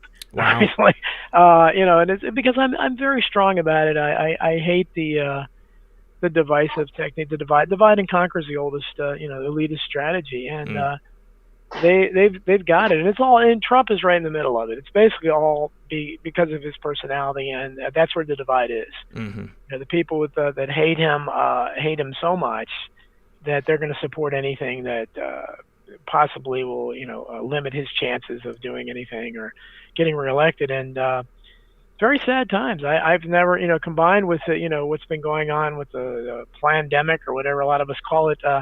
Between that and the protests, it's 2020 has been, like I said, I'm halfway expecting Godzilla to come out of the sea soon. Sure. It's I don't know what they have planned, but it's really been incredible, and it's hard to concentrate on anything else. And that's why, I'm talking about the tearing down of statues, and certainly historically, I really I think that's reprehensible. And the fact that it's the authorities now they seem to be finally protecting some of the statues.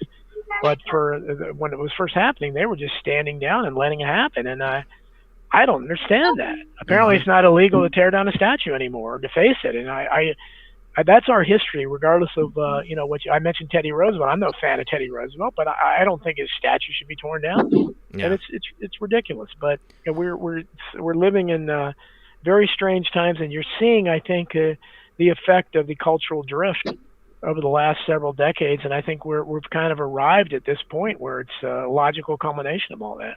Absolutely. I think that one of the reasons that we see people behaving the way they do, and this is, machinations of the modern day left, I mean, they have essentially erased our history and replaced it with their own personal narrative. And in the same way that they are kind of obscuring the truth about President Trump and what he's done for the country. I mean, the idea today that to be a patriot is a dirty word. It's a 4-letter word, to love your country, to want your country to do well, to not, kneel prostrate at the feet of the Chinese Communist Party. You must be a terrible person for something. It doesn't make any sense. But, the only way we can get past that is by having that communication and informing people about the true nature of what's happening. Well, Jason, any parting thoughts? We have a lot of opportunities to do that right now, guys. So, take them, please take them, man. It's our responsibility. It doesn't matter what Trump does. It doesn't matter what Q does. If we're not willing to hold, the people in our own communities accountable and work through that, then, what's the point, man? We have a lot of work to do. And I think the only way we're going to do that is if we, bond together and, and come together through, what POTUS say in the beginning of this pandemic: love and compassion will heal this nation. Right? Love and compassion. So, I love you guys, and I'm proud of all you guys, man. And, I just wanted to jump in here and say hello. Jason wanted to say hello. And so we love you guys, man. And we're kind of unplugged for a while, but, we're out there, man. We're boots to the ground doing things that need done. So we love you guys. God bless and Godspeed. Love you too, brother. God bless. You. Thanks for calling in. Thank you. Yes, sir. Talk to you soon. Bye. That's great. Oh, gotta love it. Gotta love it. Okay, next caller. Caller, you're on the air. Can I get your name? Caller, phone number ending 1179. Are you there? We got another TikTok situation? Yeah, All right. I hear. Yeah, I can hear somebody there. We're gonna put you back in the waiting room. Go ahead and put in the waiting room. Okay, so go to our next caller. Caller, you're on the air. Can I get your name? Caller? Caller, you're on the air. All right. I hear them too. Yeah, I can hear them too. Why is nobody able to hear us? All right, well, we will try the next one. And On the air. okay, caller, Hello? you're on the air now. Can I get your name? Hi, it's Elizabeth in Southern California. How are you? Elizabeth, I'm wonderful. How about yourself? Hi, Elizabeth. Great. Two things really quick. I wanted to know if you could speak on something that's important to like me and my family culture, the history of the Irish slaves. And then if you're interested, I also have some anecdotal stories about Operation Paperclip because I grew up with some of their children. Oh. So take it away. Yeah, What do you please. want? You know, so Don, this is one of those kind of divisive things because they say, based upon the definition of slavery, the Irish weren't really enslaved. But I mean, indentured servitude, you're still doing work for no pay and you don't have freedom to move around. So what is your opinion of it, and tell us about it? Well, I certainly have some Irish ancestry. I have a half Irish, half English, and so I feel this. And I've heard the stories. No Irish need apply. Mm-hmm. And the Irish were, when they first came over the United States, first of all, they were largely Catholic, and people don't realize how much Catholics are discriminated against in America. It was, the Protestant country, WASPs.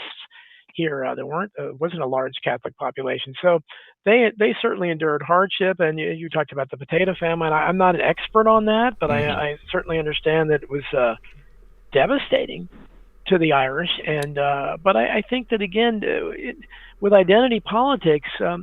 It's all written from the perspective of an anti-white perspective. Mm-hmm. So the Irish are white, so their concerns or their suffering is minimized or ignored. Yep. And it's all basically into whatever particular groups you're trying to focus on. And I think that's why even today, when I've pointed out about how many more whites are killed by police officers than anyone else, but that's ignored. Mm-hmm. And because it doesn't fit into a divide. So I think to dredge up something about the Irish or the potato famine, it doesn't work for social justice warriors because there's no division really that you can work up out of that. Absolutely. Elizabeth, did you happen to see my show with Christopher? Oh my gosh, I'm blanking on his last name, but he wrote the book about the true nature of the Irish potato famine. That's a myth of history essentially. The British Crown was exporting all of the food, all of the goods from Ireland so that they could be used in the UK, and they basically starved them out of existence. Did you happen to catch that one? No, I didn't, but I am familiar with that as well. I will. I'm gonna drop the link to that in the chat, you guys, because if you haven't seen that one, it's a really good show, and I also want to remember his name. But I'm really interested to hear your anecdotal stories about growing up with the children of the Project Paperclip people. I mean, tell us the best one. Yes, I did. Okay, well, I grew up in Anaheim, directly across the street from Disneyland. Anaheim, the word Heim is from the German word home. So Anaheim is Anna's home in German. It was a German colony for quite a while. So it was surprising that a lot of Germans moved in there. So I went to school with these kids that looked like me, blonde hair, blue eyes, very, very white. And they had mysterious parents that were always coming and going and disappearing and off on these missions. Mm-hmm. very weird. But the whole place was full of old military families, in Anaheim. That's what it was, is military families and the space program and the Germans. And so I thought it was normal to have friends that spent the summers in Argentina. Oh. And even though they were supposedly middle income, they had private maids and, you know, just all these privileges, but they lived in average homes while they were here in our neighborhood. So, yeah, very mysterious people. I mean, I've got a lot of stories about them, but they're an odd bunch.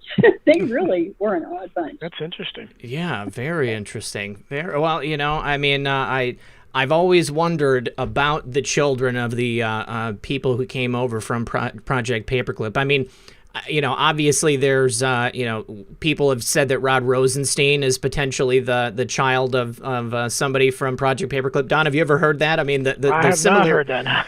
I can't remember which. That's really interesting. If you take a look at his pictures, you know, I mean, there's a couple of them, a couple of people that are big in what's happening today. You know, people have just done the photo comparison. I know that doesn't prove anything, but you know, it kind of makes you think when you see how similarly they look. All right. Absolutely.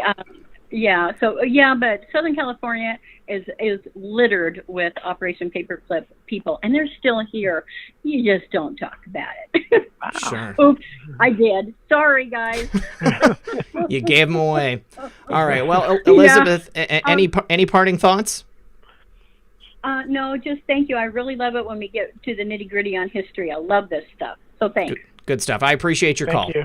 Thank you. You're welcome. All right, we'll talk to you soon. All right, good Bye. stuff. All right, so you guys, we've got 3 people on the line. I'm going to try to do this again. And caller, you're on the air. Can I get your name? Yeah, hey, David from New Jersey. How are you? I'm good, David. How about yourself? Hey, love the show, guys. Thank you so much. What's your question for Don? So I just got finished reading a great book called The Creature of Jekyll Island. I think it's a phenomenal book about the Fed.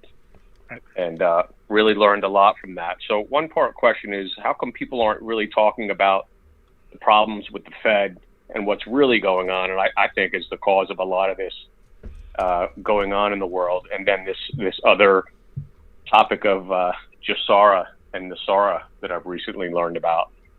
Yeah, you know, Jassara and Nasara is something that I've touched on briefly in an episode.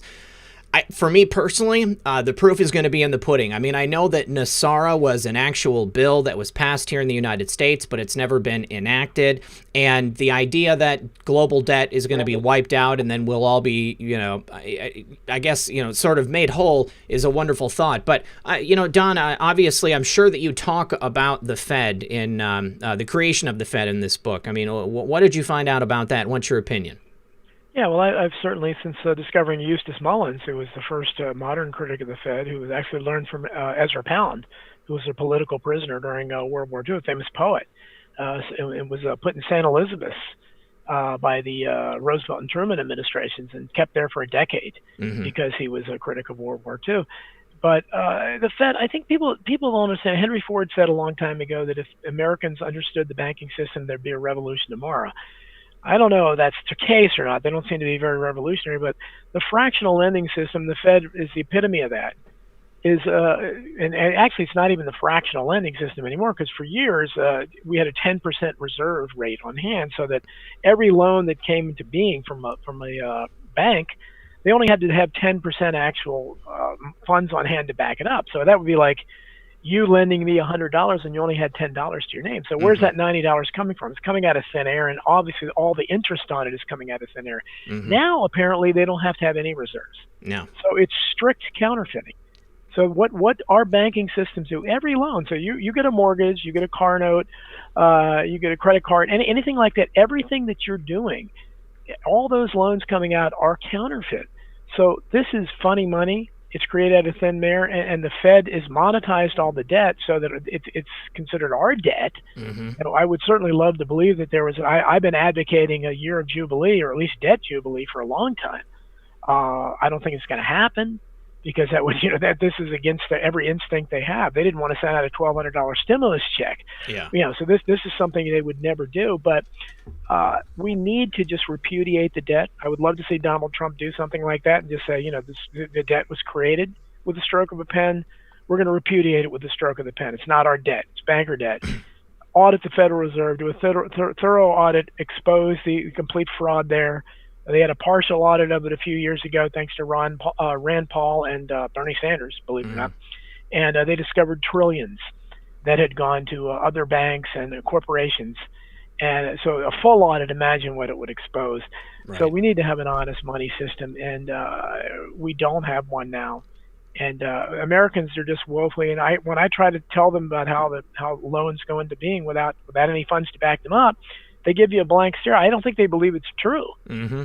It is. It's true. I mean, I think it was in Hidden History. I published a statement of the Federal Reserve Bank of Boston that they answered a letter saying, basically, when a loan is written, they don't need the funds to back it up, so it does come into being out of nothing. So that means you couldn't call all the loans in if you wanted to because the money's not there. Right. Caller, any other thoughts? Yeah, no, I just think if people studied that more, I think you'd find a lot more people migrating toward Trump's policies, and they'd be more of a believer, and I think things would really change in this country. So that's all I have to say. Thanks for taking my call. I have to agree with you. Thank you so much for calling. So Don, when I was in grad school, I was in class, and the professor made a comment like, well, there's only so much money to go around. And I said, actually, tried to explain fractional reserve lending. And I got just a bunch of blank stares from across the classroom. No one believed me. No one understood exactly how it worked. And nobody, they just couldn't grasp the idea that the Fed and the Treasury were just printing money out of whole cloth. Absolutely nothing there. They're just printing it. There it is. It's into being. It's the ultimate normalcy bias. Yeah. No one can believe it. I mean, when you present something like that to the average normie, as someone talked about, or the average person, they don't believe that's happening because they're, who are you? You can't possibly know more than television and all these other people. I would have heard about it. You think your bank's going to tell you? No. By the way, we don't really have. I mean, so the idea that's why I really get incensed over foreclosures or impounding cars and things like that, because these institutions, if they get a payment out of you, they're coming out ahead. Mm-hmm. And the idea that but again, it's criminal what's going on, and any person that's in prison for counterfeiting should be immediately released. Talk about releasing people from prison. They need to be gone because they didn't do anything that every bank doesn't do. When they write every loan. Right. So, but people just I think people don't. They think that maybe you don't have that right. No, it's true. Check. I mean, ask them like the guy did for the Federal Reserve Bank of Boston. They'll admit it if you ask them. It's just most people don't ask them. Right. And, you mentioned Rand Paul, but Ron Paul wrote the foreword to one of your books as well. Do you actually know Ron Paul? Did you have a chance to meet him, or did he just provide the foreword? Well, I was at one of his rallies back in 2012. I didn't get to meet him. It was so swamped. I helped. My son really worked more on the campaign, and his friend, they worked a lot on it. I went to a couple of Ron Paul parties, which was pretty cool, because these are hardcore libertarians, and I'm not. I have a lot of libertarian instincts, but I'm more of a populist.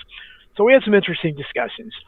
But I admire him a lot. And I was really surprised. I mean, I shoot high in all aspects of life. So I thought, this is the guy I want to write the foreword. This is my number one choice. And so I think the reason he did is because Lou Rockwell, who was his former chief of staff, publishes a lot of my articles. And he had written a couple blurbs for my books as well. So I imagine that's what got it. But yeah, it was very gratifying. I was surprised. But I did interview, I talked to Ron Paul, and it's out there on YouTube. I interviewed him for my, not exactly for my live show because he doesn't do Skype. So we just recorded it and I put it on YouTube. All right. And then also Roger Stone wrote a foreword for another one of your books, correct? He wrote the foreword, the paperback edition of Hidden History. He was on my radio show a month or so, 2 months ago, when and it was kind of an exclusive, right before he was supposed to report for prison. He got a stay. Right. I mean, now we're still hoping that Donald Trump does the right thing and pardon him, because that's his only hope. Mm-hmm. But yeah, I have kind of my name is associated with his, and I've written in defense of him a lot. And unfortunately, because of Trump derangement syndrome, a lot of people that were good people before And we're friends with Roger Stone because Roger was part of the JFK assassination research community. He went to a lot of those conferences. He spoke at them. The people have turned their back on him because of Trump. And it's a shame because he did nothing, and it's a completely they're letting sometimes violent criminals out of prison supposedly because of this pandemic, and people like Roger Stone are going into prison. It's ridiculous. So hopefully they'll pardon him. Yeah, I do have a connection there, and I'm certainly not going to disown him. I don't think he loved my work and said nice things about it, so he's been good to me. Roger Stone absolutely does not deserve to go to prison. All right, my friend TechnoAxe is our next caller. TechnoAxe, as you're coming in, make sure you got the stream muted in the background. I know you're already going to be ready. You're an old pro. TechnoAxe, what's going on, brother? Hey, how's it going? Excellent, excellent. What's your question for Don? So this guy, I don't know if you remember, I pitched a theory about paying off the national debt. Once the theory is that when we go to a new currency that's backed by gold, right? Yeah. That's considered a different currency than the petrodollar that we are on right now. So my theory was, and I'm not an economics guy at all, but it's when we switch over to something else, say a gold-backed dollar, then what I surmise would happen is that all the other nations would actually abandon the petrodollar as well. And so what are we doing right now? We're printing a lot of money because of the stuff that's going on, the stimulus money and stuff like that. So trillions of dollars of money.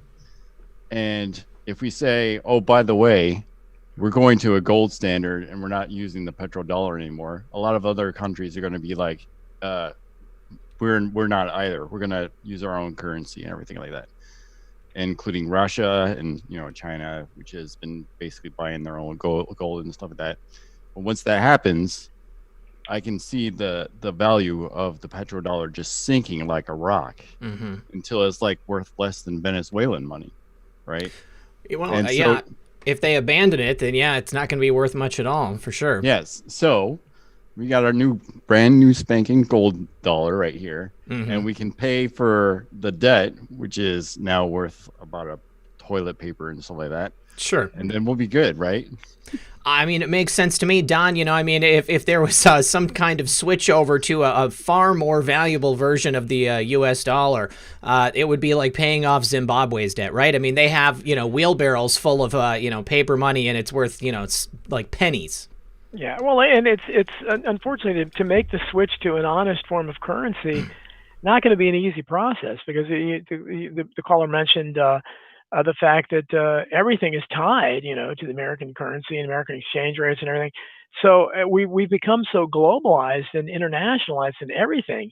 It would not be an easy thing to do. And I don't pretend I'm not an economist. I just know how the reserve system works. It's dishonest. It's counterfeit. It needs to be scrapped, and it's the core of our problem. And as far as people, the rigged system, it's really the number one seed in the rigged system. You have to get rid of it and come up with. I would have people like Ron Paul, economists like that understand it, to come up with, okay, what's the honest system, or do we go to a truly populist system like JFK was when he was talking about printing silver certificates. A lot of people think that was one of the reasons why he was killed, or Abraham Lincoln's greenbacks, where you just back, and Thomas Edison talked about that, and so did Henry Ford, that there's no reason why currency can't be backed by the people. Just and there's no reason why you can't do that. Or do you have to tie it to a gold or silver, buy gold and silver like Williams Jennings Bryan, one of the great populists, wanted to do? A lot of the experts would have to figure that out, but you have to start with a full audit of the Federal Reserve so everybody can see what it's been getting away with and how you have to scrap that to begin with, and then come up with something honest. I totally agree. Keep going. Do you think that will happen? Because it was in March that the Fed was put under the Treasury, right? Yeah, you aware of that, Don? They're now the Federal Reserve's website is actually listed as a Treasury website. There is some speculation that due to the new way that they're printing all this money, it's actually the Treasury printing the money and not the Fed. And so do you know anything about that?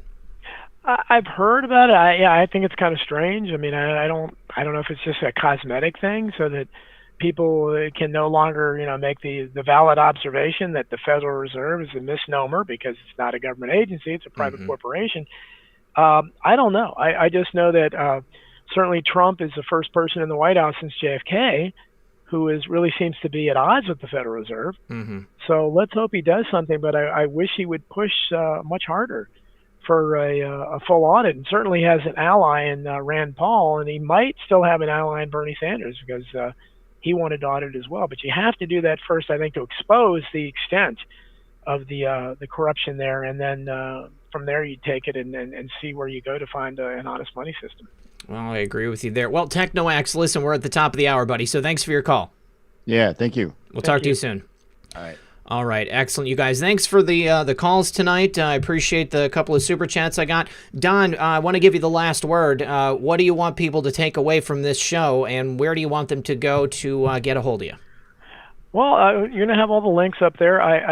My books are. You can go to my get Amazon. You don't have to go there. I just list that first for sake of convenience. You can certainly Google me or search me, and you'll find all my books out there. You'll find the best deals. They sell them everywhere. They used to be in Barnes and Noble stores and Books A Million and whatever few. There aren't many bookstores left, like the brick and mortar stores. But it gets the best deal you can out there. Or I don't even tell people they necessarily have to buy my book. Get your library to buy it. I get a sale either way. My books are in lots of library systems. I like that because it goes through lots of hands, and I'm not, I understand some books are expensive. My blog is donaldjeffries.wordpress.com. It's keeping it unreal after my novel, The Unreals. I write regularly there. Lou Rockwell, you can find a lot of my articles there. Twitter is @DonJeffries. Facebook is Donald Jeffries. You can find me easily. I'm very visible out there, so certainly I welcome all the support, comments, and I hear from lots of people, so I try to answer everyone, so I appreciate people's interest. Okay, awesome. Well, thank you again, Don, for joining us tonight. I'm looking forward to our next show where we can go a little bit more into the 20th and 21st centuries. Thank you so much to everybody for hanging out with us tonight. Really appreciate it. Make sure that you show up tomorrow at 7 p.m. Eastern for Comfy Sunday because Mark Taylor is going to be joining Methods and I. It's going to be a great show. All right, everybody, have a good night, good luck, and